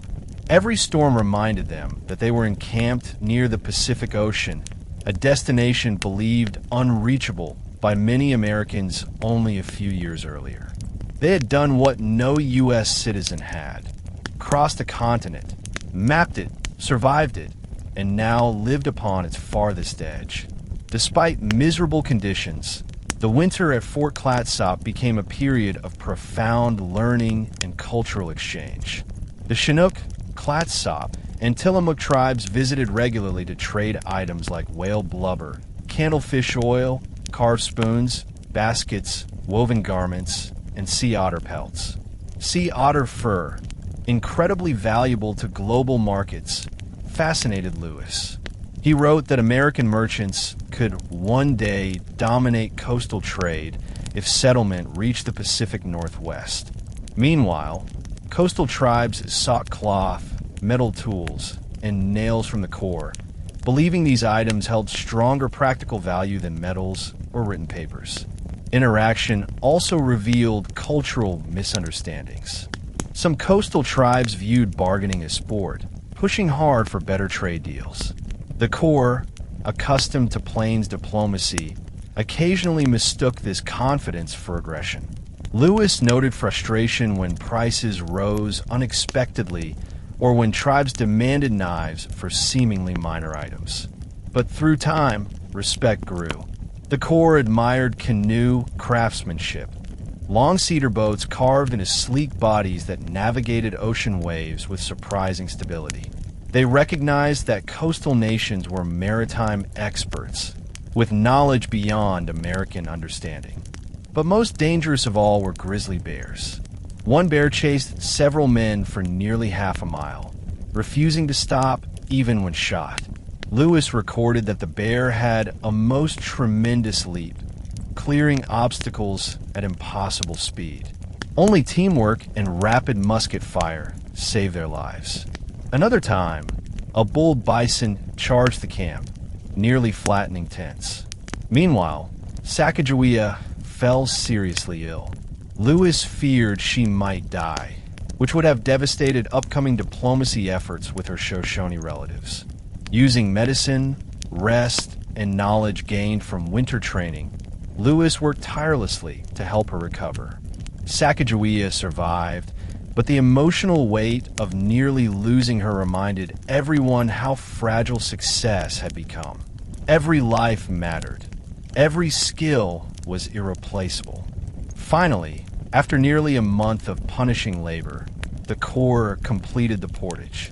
They stood above the falls, exhausted but victorious. They had accomplished something no known European or American had done. They documented the magnitude of the Missouri, mapped one of the continent's greatest waterfalls, and overcame nature with human perseverance. Yet the portage around the Great Falls, though completed, changed the psychological landscape of the expedition. The men began asking new questions. If a waterfall this immense existed so far from the ocean, what other obstacles might stand hidden beyond the horizon? Every man realized that the path to the Pacific would not be simple. Terrain ahead proved that the dream of a smooth river route to the Pacific, Jefferson's Northwest Passage hope, might not exist at all. Still, belief kept the Corps pushing forward. They now faced the next geographical mystery: the towering Rocky Mountains, which no American had ever crossed by documented route. Rumors suggested endless snow, extreme heights, impossible cliffs, and tribes who guarded mountain passes fiercely. The Corps built new canoes above the falls, carving cottonwood logs into vessels strong enough to endure stronger river currents ahead. Lewis took pride in the craftsmanship, noting how their skills had grown since St. Louis. Clark mapped the entire falls region in extraordinary detail, capturing every bend, rapid, and elevation change. His maps remain astonishingly accurate centuries later. During this period, the men also encountered new plant and animal species. Lewis named the bitterroot flower, noting its importance to native diets and its ability to thrive in harsh soils. He studied new willows, berries, and medicinal herbs. The Corps identified unfamiliar birds and insects, adding to a growing scientific record that shocked naturalists back home. Every discovery fulfilled Jefferson's dream of expanding scientific knowledge across the world. However, exhaustion pushed morale to dangerous lows. Storms soaked clothing nightly. Boots wore through. Cactus spines embedded deep into feet, causing infection. Mosquitoes never ceased. Food supply, though stable, required hunting nearly every day. The men admired Sacagawea's determination as she walked mile after mile, carrying her infant, seldom complaining, rarely resting. Her presence became symbolism. If a young woman and newborn child could endure such hardship without surrender, then trained soldiers and skilled woodsmen had no excuse to falter. Lewis and Clark also began to sense that their journals were becoming more than data. They were becoming literature. Lewis wrote descriptive passages filled with emotion, awe, and philosophical reflection. He described how the fall's mist created prisms of color, how the plains glowed under twilight, how stars mirrored themselves in river water. These writings demonstrated that the journey was not only geographical, but spiritual. They were witnessing a continent as it existed before mass settlement, before industrial change, before railroad tracks altered the sound of the earth. By the time the Corps prepared to leave the Great Falls region, they carried a deeper understanding of destiny. They had conquered nature once again, not by dominating it, but by working with knowledge, skill, partnership, and unity. The next phase of their journey would push them into the jaws of the Rocky Mountains, a barrier so immense that many believed the expedition would end there. But Lewis and Clark, refusing to bow to geography or fear, pushed forward, convinced that somewhere beyond those snow-covered peaks, the Pacific Ocean waited to greet them. After leaving the Great Falls region, the Corps of Discovery entered terrain that redefined their understanding of difficulty. Nothing in previous months, no grizzly bear attack, no Sioux confrontation, no brutal portage, could prepare them for the challenges ahead. The Missouri River narrowed into fast torrents that crashed between steep cliffs, surrounded by jagged mountains rising like massive stone walls. Cottonwood forests disappeared, grass thinned. Hills turned to rocky ridges that punished every footstep. The river no longer served as a broad travel path, but rather a twisting, violent guide through wild canyons, filled with rapids and hidden boulders. The Corps knew that these lands signaled the approach to the Rocky Mountains, the most feared and mysterious obstacle in Jefferson's ambitious transcontinental dream. Sacagawea, carrying her infant son, continued to amaze the expedition. Her memory of childhood geography became critical.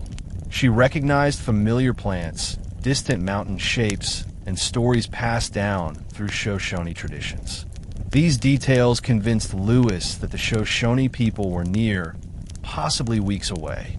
Without Shoshone horses, the Corps would be forced to abandon river travel when the Missouri became unnavigable. They could not carry boats or supplies across the steep mountain passes without horsepower. Daily routines grew more exhausting. The river stung the men with ice-cold spray as they guided canoes through dangerous currents. One mistake could mean drowning or shattered cargo. Clark scouted ahead on foot, sometimes climbing ridge after ridge until his legs trembled with fatigue, searching for navigable water. Lewis, meanwhile, measured elevation and documented mountain geology. They were treading into scientific darkness. No academic map described these lands. Every direction they chose altered the future understanding of North American geography. Food sources shifted dramatically. Bison herds became rare in mountainous valleys. Instead, hunters encountered mountain goats, deer, elk, and occasionally bighorn sheep. The Corps also discovered new berry species, service berries, chokecherries, huckleberries, and learned to rely on fishing when hunting failed. Water, though abundant, sometimes carried mineral tastes that upset stomachs, proving that even basic needs became variable in mountain ecosystems. Physically, the mountains tested their resilience brutally. Rattlesnake sightings increased. Thorn bushes tore clothing and skin. Sharp rock edges sliced moccasin soles until feet bled. Heat reflected off stone walls, followed by night temperatures cold enough to freeze breath into mist. The men had to build fires each evening and dry clothing before sleep to prevent hypothermia. Yet, despite nonstop hardship, morale did not collapse. The Corps felt alive with purpose, knowing they were entering terrain unseen by Americans and mapping history with their footsteps. The mountains, terrifying as they were, represented the frontier Jefferson dreamed his young republic would one day claim. The mission to locate the Shoshone people grew increasingly urgent. Lewis knew that without horses, the Corps could not cross the Continental Divide. Their remaining boats, while sturdy, were useless in shallow water, and the riverbanks narrowed into stone channels that offered no space for dragging hulls. Sacagawea reassured the captains that the Shoshone were not far, though she warned that her people might initially flee rather than greet strangers. The Shoshone had long histories of conflict with other tribes and might assume the Corps were enemies. Their survival depended on peaceful diplomacy, patience, and correct cultural behavior. In late July, Lewis and a scouting team pushed ahead, searching desperately for signs of human presence. They found horse tracks along river mud, marking hope. A few days later, Sacagawea recognized landmarks from her childhood, towering cliffs she had once seen before being captured as a girl. Emotional intensity filled the group. She was returning to the homeland from which she'd been taken years earlier. Lewis observed her reactions carefully, understanding that her presence could transform upcoming negotiations. On August 11th, Lewis encountered a small group of Shoshone women digging roots. They panicked upon seeing strangers and fled, confirming Sacagawea's prediction. Lewis instructed his men to put down their weapons and sit quietly, demonstrating peaceful intent. Days later, the Corps successfully located a larger Shoshone group led by Chief Kamiwait. Even then, tension remained knife-edge sharp. The Shoshone were skilled warriors who had historically defended their lands with ferocity. When Sacagawea approached the Shoshone camp, a miracle unfolded that changed the future of the expedition. As she and Kamiwait looked at each other, emotions surged across the camp. The chief was her brother. Years earlier, when she had been captured by Hidatsa raiders, her family had believed her lost forever. The reunion stunned everyone present. Kamiwait wept openly, embracing his sister and welcoming the Corps with warmth that diplomacy alone could never have generated. This family tie instantly transformed negotiations into deep alliance. The Shoshone agreed to provide horses, guides, and geographic knowledge of the mountain passes. They trusted Sacagawea completely, and through her, they trusted Lewis and Clark. The Corps spent days living in Shoshone camps, observing culture that differed sharply from the agricultural Mandan villages. Shoshone life revolved around the horse: hunting, warfare, transportation, and spirituality. Children rode from early ages. Warriors carried bows strong enough to pierce bison hides. Women managed shelters built to move quickly with seasons. The Corps admired their survival skills. Yet they also noticed signs of hardship: deep poverty, limited food sources, and constant threat from rival Blackfeet warriors. Lewis realized the Shoshone needed weapons to defend territory. Guns were rare and treasured. This recognition shaped trade. The Corps offered gunsmith repairs and promised future American support. With Shoshone trust secured, a new phase of logistical planning began. Lewis and Clark negotiated for nearly 30 horses and pack animals, knowing they would soon abandon river travel almost completely. They also hired a Shoshone guide named Old Toby, who knew the mountain passes intimately. His knowledge became priceless. Maps could not capture the complexity of high snow ridges, steep ravines, and hidden valley pathways. Old Toby warned the captains that the mountains ahead were far more treacherous than they imagined. The journey would demand strength beyond anything endured so far. Narrow cliff trails, waterless ridges, forests so thick sunlight barely reached ground, and cold winds fierce enough to rip blankets apart. Before departure, Sacagawea translated stories of Shoshone spirituality.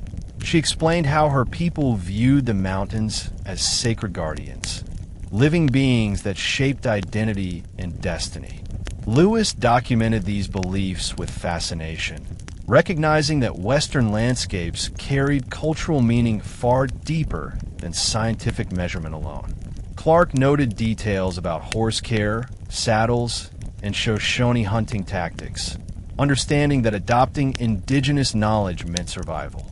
However, cultural unity did not erase danger.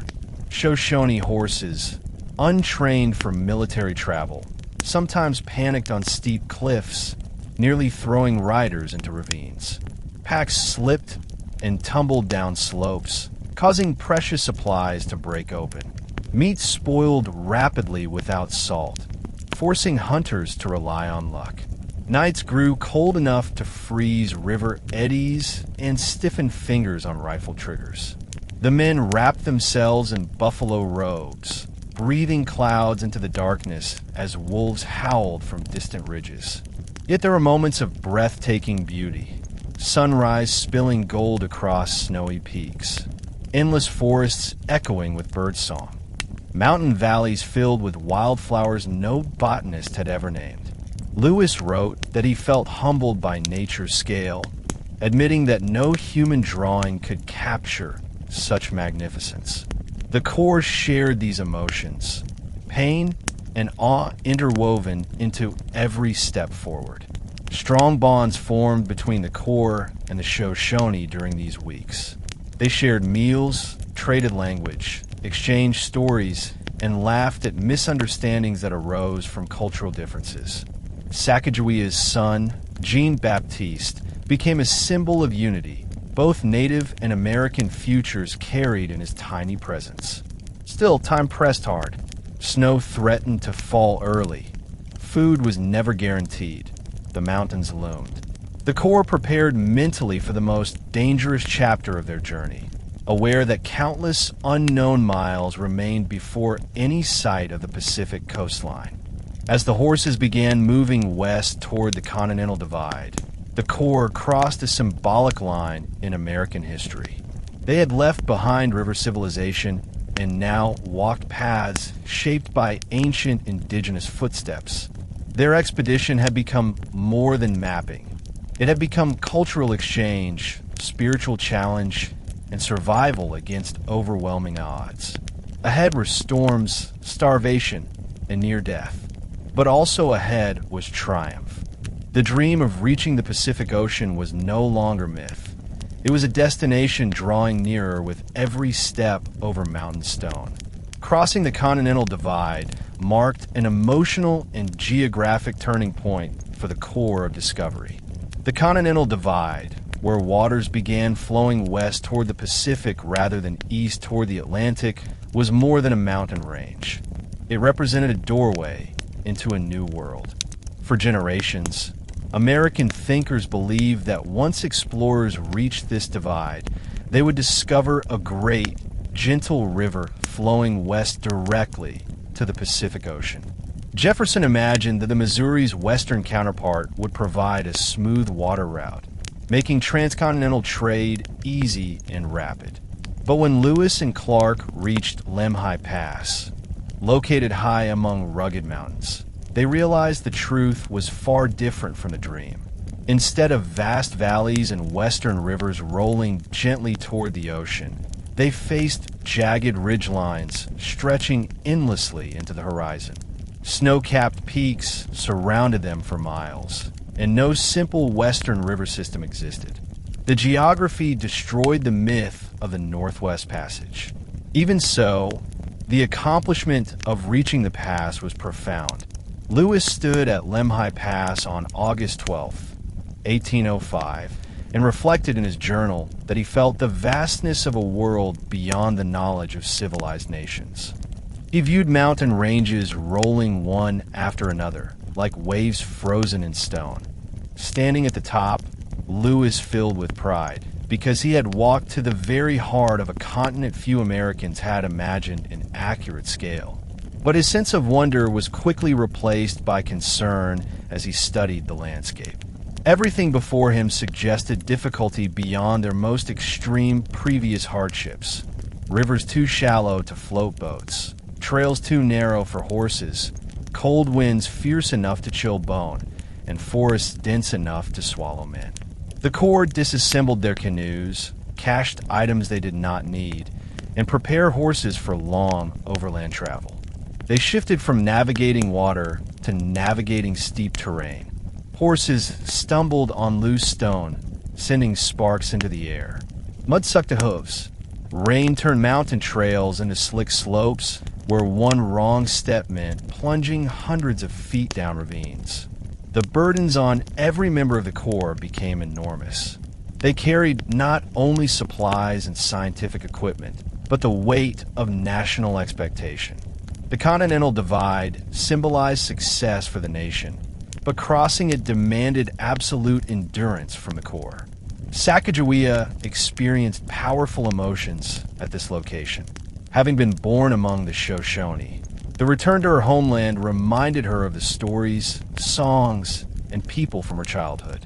She pointed out landmarks to the captains, helping them understand whether upcoming valleys led somewhere navigable or dead-ended into cliffs. Her presence revealed the exploration truth behind the expedition. Lewis and Clark depended not on myth, but on human relationships and native knowledge. Without Sacagawea, Shoshone horses, and Shoshone guides, the Corps could not have crossed the Continental Divide at all. After leaving Lemhi Pass, the Corps faced one of the most demoralizing realities of the entire expedition. The terrain ahead was much worse than expected. Rather than downward slopes into the Pacific watershed, the Missouri headwaters branched into confusing valleys and steep canyons. Clark documented three main forks at the headwaters region: the Jefferson, the Madison, and the Gallatin rivers. Each flowed westward, yet none offered a consistent, deep, navigable channel. The Corps spent days debating which direction to follow, eventually choosing the Jefferson River because Shoshone knowledge suggested this route led toward Nez Perce lands farther west. Travel along the Jefferson River demanded constant physical strength. Horses often slipped along edges of cliffs, and riverside brush ripped at clothing. The men waded through frigid water to push pack animals across. Water crossings soaked gear, making it heavier and nearly freezing during night air. Hunters struggled to find game. Mountain animals were fewer and more cautious than plains creatures. The Corps rationed meat, dried berries, and roots. Hunger gnawed at patience and strength. Still, optimism survived.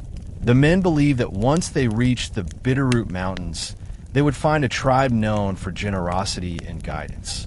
The Flatheads, or Salish people. The Flatheads, known for their gentle culture and intelligence, had deep roots in the region.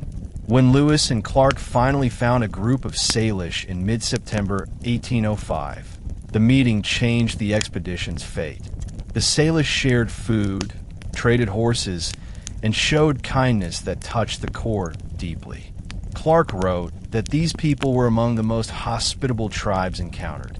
The Corps purchased strong, fresh horses that would be crucial to surviving their next trial, the crossing of the Bitterroot Mountains. Sacagawea played an important diplomatic role again, offering reassurance and building trust through shared language elements and cultural familiarity. During storms that kept everyone indoors, the Corps shared stories around firelight. They discussed returning home, reporting discoveries to Jefferson, and witnessing Eastern civilization again after years away. Many wondered whether newspapers would even believe their journals. The thought that they had reached the Pacific felt dreamlike. Some worried they would not survive the return journey. Exhaustion, age, and illness pressed on every muscle and bone. Clark wrote that several men limped continually. Shoulders stiffened, toothache spread, and wounds reopened. Yet discipline held. Sacagawea, though young, influenced important decisions. She asked Lewis and Clark to visit the ocean shoreline to collect whale oil and blubber, believing such resources would strengthen the Corps through winter nutrition. The captains agreed, and the expedition marched along beaches to meet Tillamook traders near a whale carcass. There, Sacagawea stood proudly, explaining that she had traveled farther across North America than many men in history. Lewis admired her courage and intelligence, calling her a pilot through wilderness. The Corps also carved wooden plaques bearing their names and dates, leaving them at the coast to mark U.S. presence. They understood the symbolic weight of declaring that an American-led expedition had reached this ocean. Though the Pacific shoreline had been known to indigenous peoples and European sailors long before, this moment represented something new. The United States now had proof of continental access. As early March 1806 approached, storms weakened slowly, and elk sightings became scarce. The Corps unanimously agreed that Fort Clatsop could not sustain them longer. They planned to leave as soon as weather allowed. Men packed journals carefully, protected maps in wax-oiled pouches, and inventoried weapons. They carved replacement paddles, strengthened canoes, and studied tidal timing. But the goodwill of the Salish, while heartwarming, could not protect the Corps from nature. The Bitterroot Mountain Range, stretching between present-day Montana and Idaho, contained dangerous conditions unmatched by anything the expedition had endured. Old Toby, their Shoshone guide, warned them repeatedly that the passes were steep, food scarce, and winter storms unpredictable. Snow could fall at any moment, even in early autumn. Lewis and Clark understood that delay meant death. Thus, on September 11th, 1805, they left the Salish and began the most dangerous mountain crossing in expedition history. The Bitterroots struck them immediately with harshness. Trails narrowed to mere ledges, forcing horses to walk single file along cliffs where one slip meant disaster. Forests grew so dense that sunlight barely reached ground. Fallen trees blocked routes, requiring men to lift equipment over trunks or chop through trunks until sweat drenched their clothing. Cold rain fell constantly, soaking blankets and softening moccasins until they tore apart. Higher up, temperatures dropped without warning, freezing wet clothing to skin and making every breath painful. The deeper the Corps traveled into the Bitterroots, the more desperate their situation became. Food supplies dwindled shockingly fast. Game animals vanished from the mountains. The sound of human movement scared away deer and elk. The men resorted to eating candles made from tallow, scraping bone marrow, boiling leather scraps, and roasting horses that could no longer continue the climb. Journals describe hunger that twisted stomachs painfully, leaving men too weak to stand at times. Clark noted nights when the entire Corps collapsed into sleep without speaking, exhausted from climbing over endless ridges. Frostbite became common. Blisters formed under worn moccasins, splitting open until blood left tracks on the snow. Lewis tried to maintain optimism, but the journal entries reveal cracks in confidence. He wrote about hopeless thoughts caused by isolation and starvation. Some men believed they would die in these mountains and never return home. Others felt guilt killing horses, animals that had served them faithfully for months. Sacagawea, carrying her child, never once demanded special treatment. She walked quietly, encouraging men who feared defeat. Her calmness in hunger and exhaustion inspired Clark deeply. He wrote that she endured weather as if she had lived her whole life in the mountains. Her cultural memory helped the Corps locate edible plants, roots like camas, wild onions, and berries that prevented complete collapse. Throughout the crossing, Old Toby guided them with unwavering loyalty. He chose trails hidden beneath thick forest, leading them through passes invisible to outsiders. Without his knowledge, the Corps would have likely taken longer routes and died from starvation or early snow. Lewis respected Old Toby immensely, recognizing his skill and spiritual connection to the land. He knew every peak, creek, and canyon. The Corps, however, still suffered unimaginably. Rain turned to sleet and sleet to snow. Slopes iced over. Horses slipped, breaking legs. Rivers rose dangerously high from meltwater. Finally, after 11 days of brutal travel, the starving Corps descended into the western foothills of the mountains. Forests opened. Warm sunlight touched their faces. Grass returned beneath tired hooves. The men cried openly at the sight of a broad valley. They were saved, but their bodies had been stripped to the core. Thin from starvation, feet torn, clothing ruined, weapons rusted, and energy nearly gone. The rescue came in the form of the Nez Perce, a powerful tribe living near rivers west of the mountains. When they encountered the starving Corps, awe filled their eyes. The Americans looked skeletal, haunted, half frozen. But instead of reacting with fear, the Nez Perce offered food, shelter, and medicine. They fed the men salmon and camas roots, saving lives within days. Lewis and Clark wrote that the Nez Perce represented humanity at its highest level. Crossing the Bitterroots revealed the true cost of exploration. Courage was not heroic imagery, but survival through agony. This passage reshaped the Corps forever. They emerged from the mountains different men, more united, more humbled, and more determined. Ahead lay river travel once more toward the Columbia River system and finally the Pacific Ocean. Less than a year remained in their westward journey, but the memory of the Bitterroots would follow them for life, etched deeply into muscle and bone. Emerging from the Bitterroot Mountains in September 1805, the Corps of Discovery entered a world that felt nothing short of miraculous.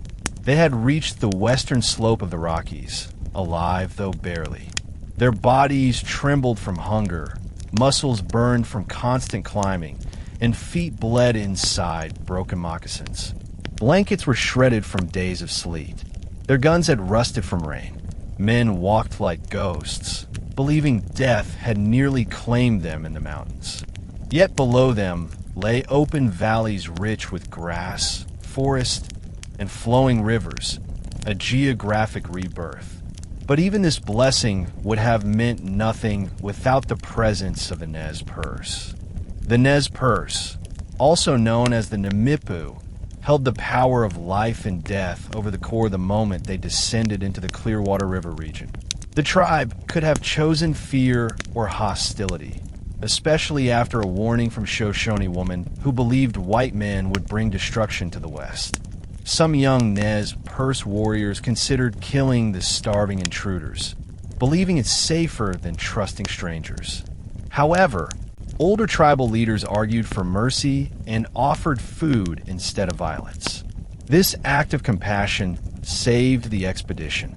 Lewis later wrote that Nez Perce generosity illuminated the highest human virtues. The Nez Perce welcomed the Corps into their villages, providing camas roots, cooked salmon, fresh horse meat, and berries. For men who had survived on scraps and boiled leather, these meals brought overwhelming emotional relief. But reintroducing rich food too quickly nearly killed them. Several men became violently ill from overeating, collapsing with stomach cramps and fever. Lewis had to ration meals until bodies adjusted again. Even through sickness, the Corps admired Nez Perce culture. The villages contained well-constructed lodges, and the tribe displayed deep skill in fishing, horsemanship, and basket weaving. Nez Perce spirituality taught respect for land and river, honoring salmon as sacred life. Lewis and Clark realized that native nations held knowledge unmatched by Western science. The people knew seasonal rhythms, hydrology, botany, and astronomy without textbooks. The captains studied their techniques of salmon drying and camas cultivation, imagining how such knowledge might help future American farmers. During this time, the Corps rested and recovered. Clothing was repaired, horses were grazed, journals updated, and maps redrawn. Clark spent days recording river forks of the Clearwater, Snake, and Columbia systems. Lewis documented medicinal plants used by the Nez Perce, fascinated by natural remedies unknown in the East. Sacagawea, though exhausted, continued interpreting language and customs, helping maintain peace. The presence of her infant reassured the Nez Perce that the Corps traveled peacefully. But comfort held danger as well. Rest meant remembering home. Families, wives, children, and friends from distant New England, Kentucky, Virginia, and Pennsylvania. The men realized how far away from familiar life they stood. Geography no longer felt theoretical. It was personal. They were hundreds of miles past the point where any Eastern American had stood, with only their willpower pushing them forward. Yet hope finally ignited. The Columbia River, gateway to the Pacific, lay ahead. With strength returning and mental clarity restored, Lewis and Clark focused on their next objective, abandoning horses and returning to water travel.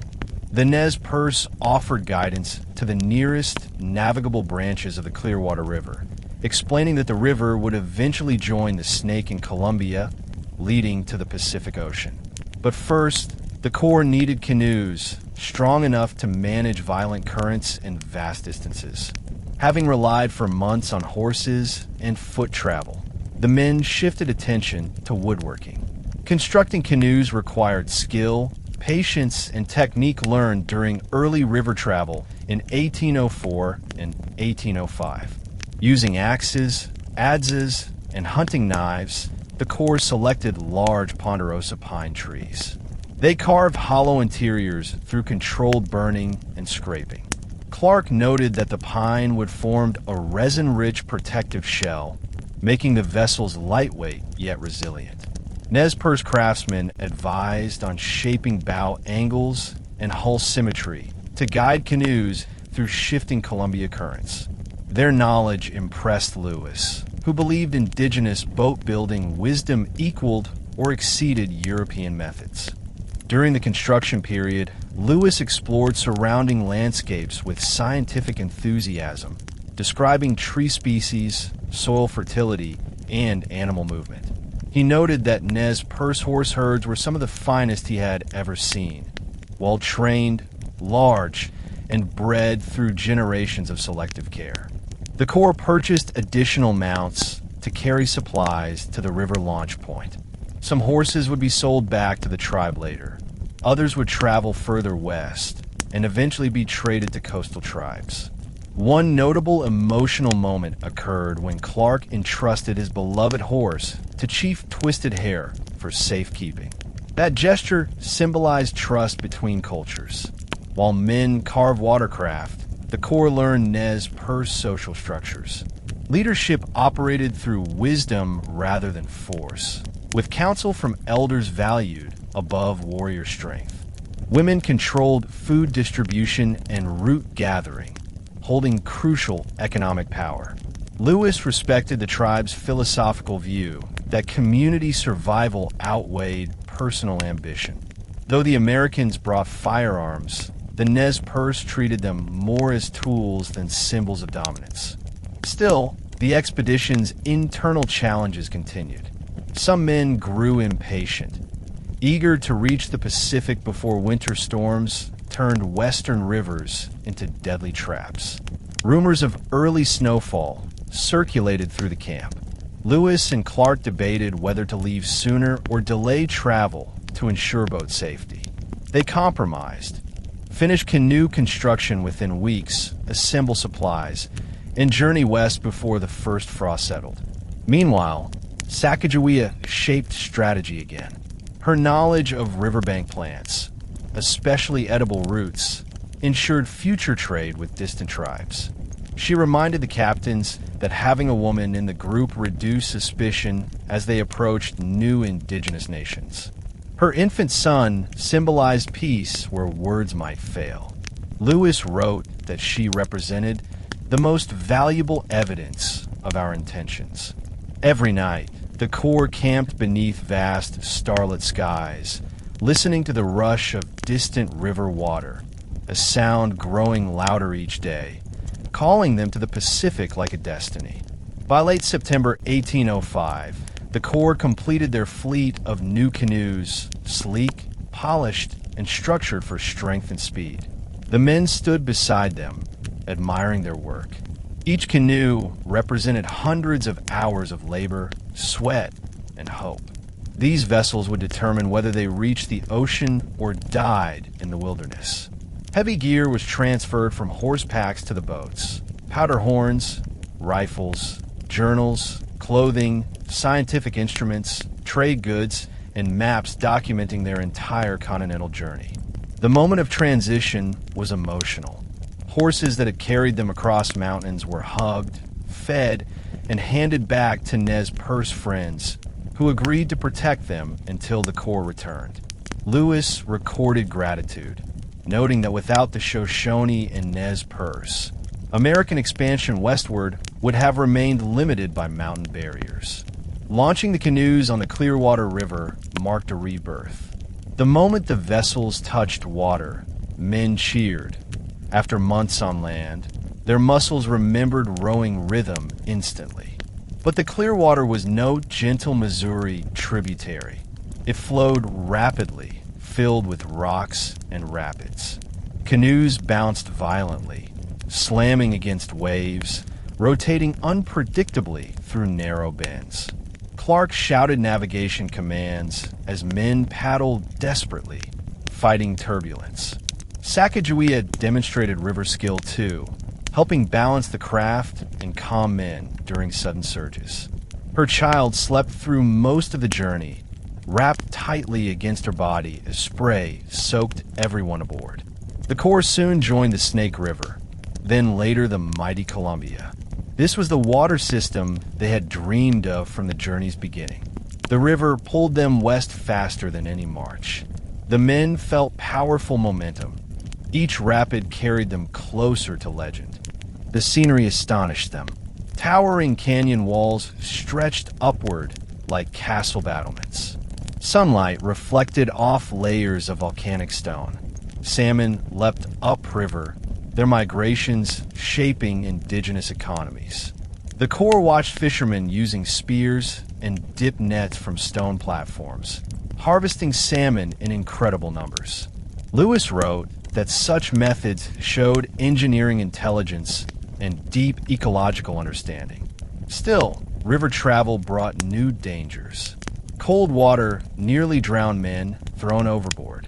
Sharp rocks snapped paddles. Rapids crushed canoe edges. Several cargo bundles were lost to the currents and drifted downstream permanently. Yet spirits soared, because every river bend confirmed that the Pacific was no myth. The Nez Perce had provided accurate instructions for survival beyond the mountains, and the Corps carried enormous respect for them.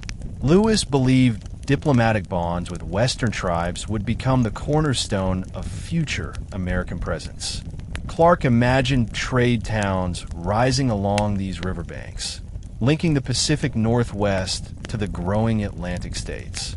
With the wind pushing at their backs, supplies reloaded, and bodies regaining strength, the Corps entered the next era of their expedition, not as desperate survivors, but as confident river voyagers aimed straight toward the ocean.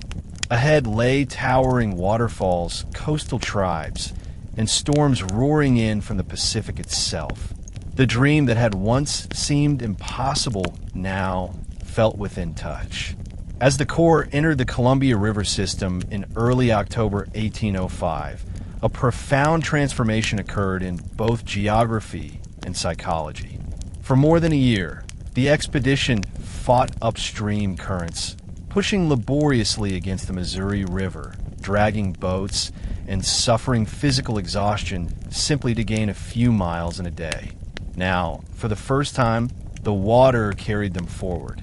The Columbia River flowed westward with force, pulling the vessels smoothly through deep channels. The expedition also changed how Americans viewed native tribes.